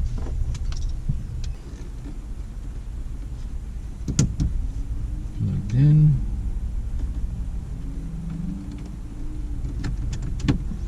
Alright, it's in there. I hope that sensor wasn't damaged. Alright, so that top part is in. Now, and I put the screws in here, 6 screws that hold this cluster in. The backs are clipped in correctly. Vents move properly. They open, they close, they open, they close. Cool. Okay, I got these cables here. Alright, it looks like it's time to put this piece in. Take a photograph of all these connections here so I can just easily get to them now when I'm plugging everything in. Okay, and we're back. I took a photograph of this area. You can also grab a piece of paper and just write down the order of all these connections, how they are. simple enough. So now I'm gonna go ahead and carefully plug in the LCD connections. I've already made sure that my jumpers are exactly how the 4x4 shop install video that they have suggested we do it, and it's for Mini specific, and hopefully everything works out. Okay, so I'm gonna plug, let's see, this one plugs in. Man, it's hard, huh? Getting in here. Okay, that one's plugged in. The LCD is in. And the other LCD is in. Okay, so then I'm turning this around, putting it back. Have access to this. I'm gonna put a piece of foam down here, and it's gonna just, I'm gonna put probably a small, like 2 pieces of foam up top with some double stick tape so that they keep constant pressure on this and it doesn't jiggle around. It's all about not jiggling around. Look. I promise I'm a really good cameraman in real life. Alright, so here we go. Plugged in the AV out. The rear, no. The rear is going to plug into the rear camera right there. Then I'll do the AV3. We'll plug into the forward-facing dash cam. Or should it be the one? AV1. You know, let's put AV1. At some point I'll get a rear-facing camera, so I'll put it on AV1. All right. Leave that off to the side. Now the next. Well, that's a lot of cable. Jeez. I'm gonna hide most of it in there then.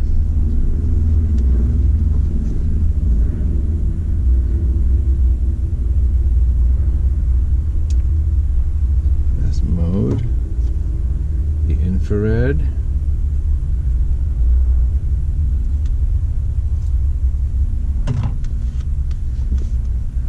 that is a lot of cable. I don't need this thing to like be peeking out like right here or something, right?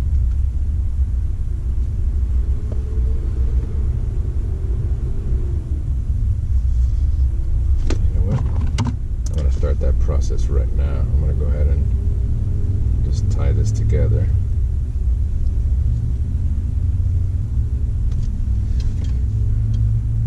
Click the infrared in and just leave this bit of cable up here. I'm gonna go ahead and try to fish this as far back as, oh yeah, down here there's a spot. I'm gonna fish it out to the side. Yeah, because there's no reason for all that cable. I'm not gonna want to control things from outside of the car at a car show. That's just not what I'd be doing.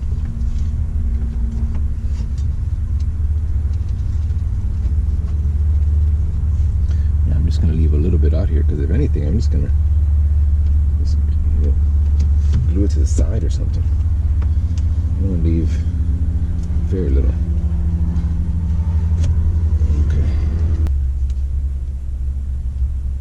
And the foam I'm talking about is like, if you're familiar with like Pelican cases, foam like that, just a closed cell foam that won't hold water if it gets wet. So not like the Pelican, sorry. That's not a closed cell. Okay. Alright, let's bundle this one up as well. This is for the mode.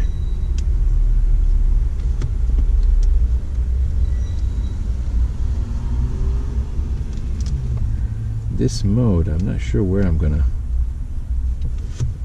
put the mode button, but it'll be somewhere around up here. I don't need it to be that long either. Okay, I'll leave this one a little longer. Maybe.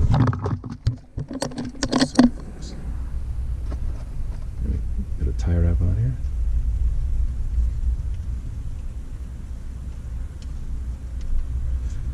Well, these are not running power, so it's okay to wrap them up.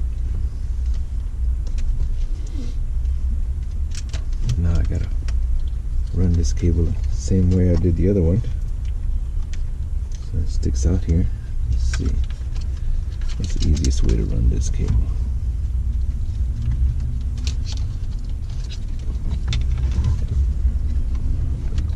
Here.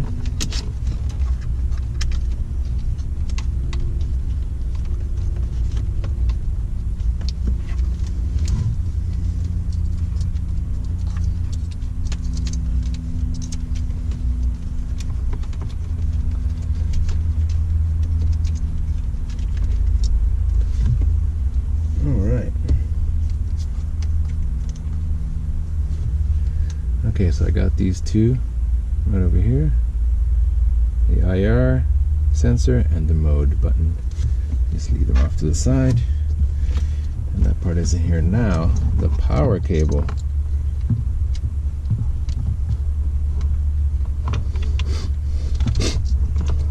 oh, and these RCAs, I'm gonna fold those in as well. Well, I still got to do one connection that I have to actually make a connection with this one. So let me hook in the power.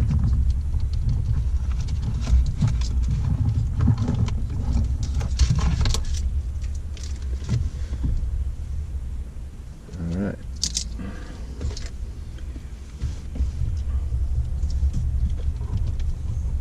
This is going to go this way.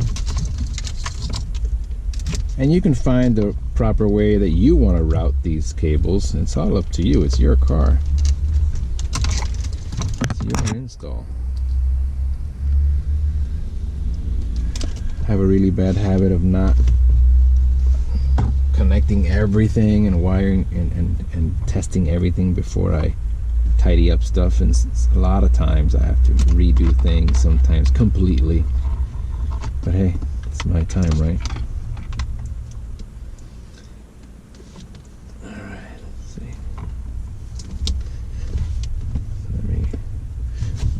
These.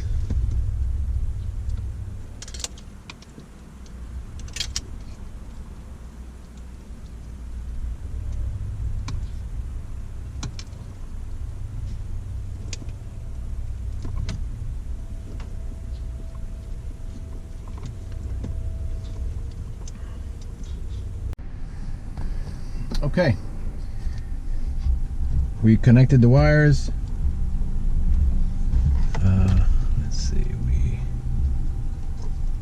We connected everything we needed to connect. Oh, the positive cable from the RCA that comes from the rear camera has a positive cable on it, you know, a power cable. You connect that to the breakout cable that comes with your interface kit that has a ground cable and a positive. Now the folks at 4x4 Shop told me to just tape up that ground cable on both sides, back in the camera and in the front, and not use it. I found that odd, but they have probably done 50 of these installs. So I went ahead and did that, just connected it like that, just for the moment, just to test it out, and then I'll do a permanent installation. So I'm just gonna leave it there, and now it's time to test this out. Put the key in. Alright. Oh, comes back on. Means we didn't break anything. See? Oh. Alright.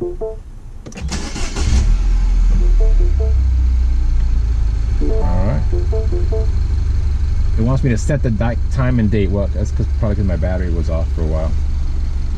So I'll do that at some other point. Make sure stereo works.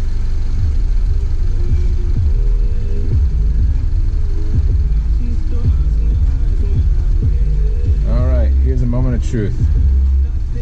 Oh, let's see. Here's a button. Oh, it says Navi no signal.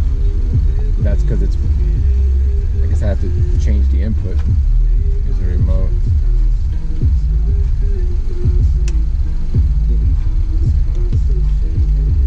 Okay, okay. Language, transmission, utility, factory reset. Image. Oh, you can control the brightness, the contrast, the sharp. Wow, that's pretty nice. Okay. I like to switch the inputs. Menu to return.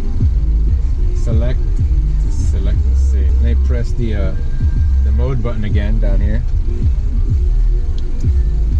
Oh, it goes right back. All right. Moment of truth. Put it in reverse. Oh yeah. Look at that thing. Can you even see that?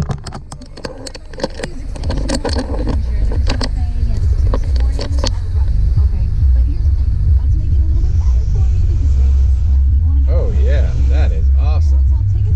Look at that thing. Oh shit. Well, this works. I can't believe it.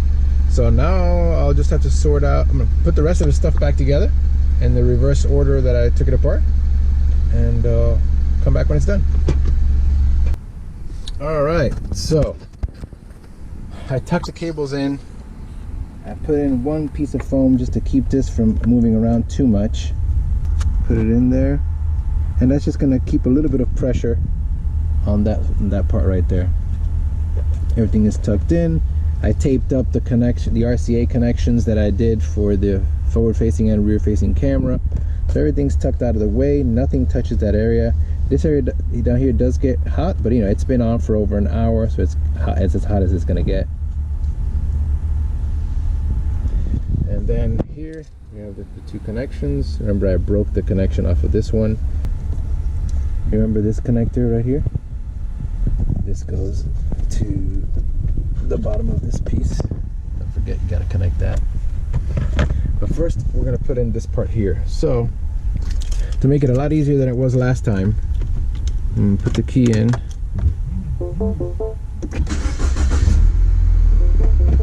Put it in drive. Turn off the camera.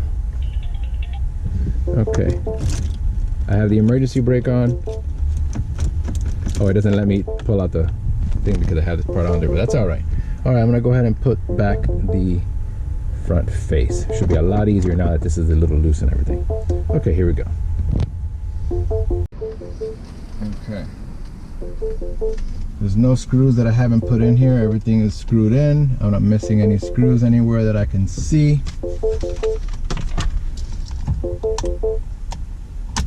Take this off.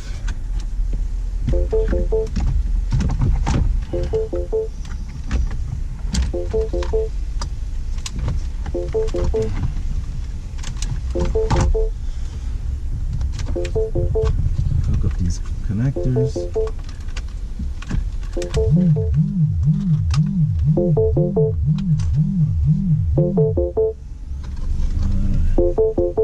Lower this. Oh, there you go.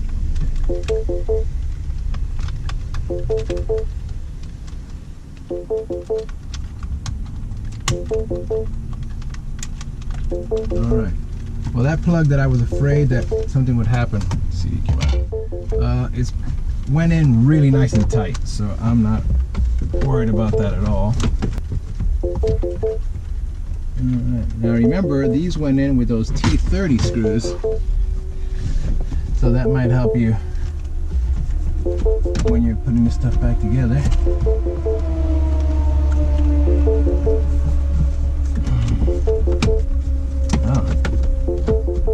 Let me get my 30 driver. If I can find it. Man, I misplaced everything.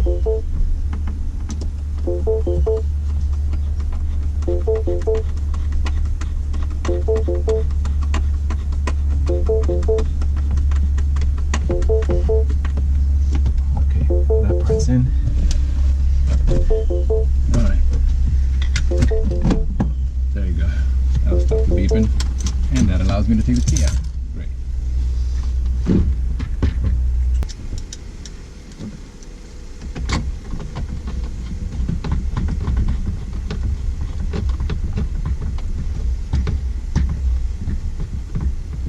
starting to look like a Mini again. Well, like a Countryman anyway. Alright, there's another T30 that goes up in there. I left all the T30s on the floor.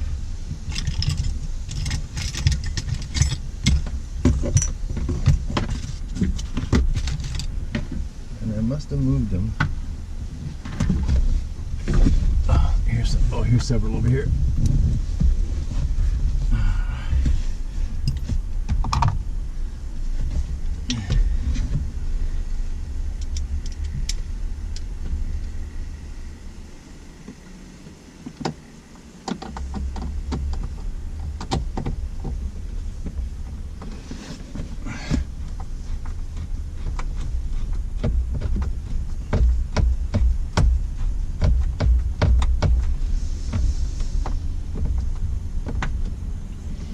So I got two on this side,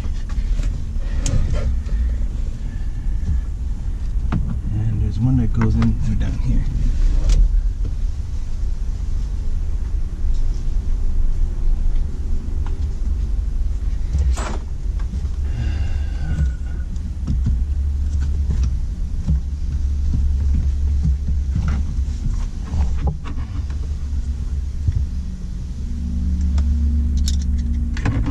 This one's really difficult to get in there. Like once you get the tip of the screw in, you can put the driver on it.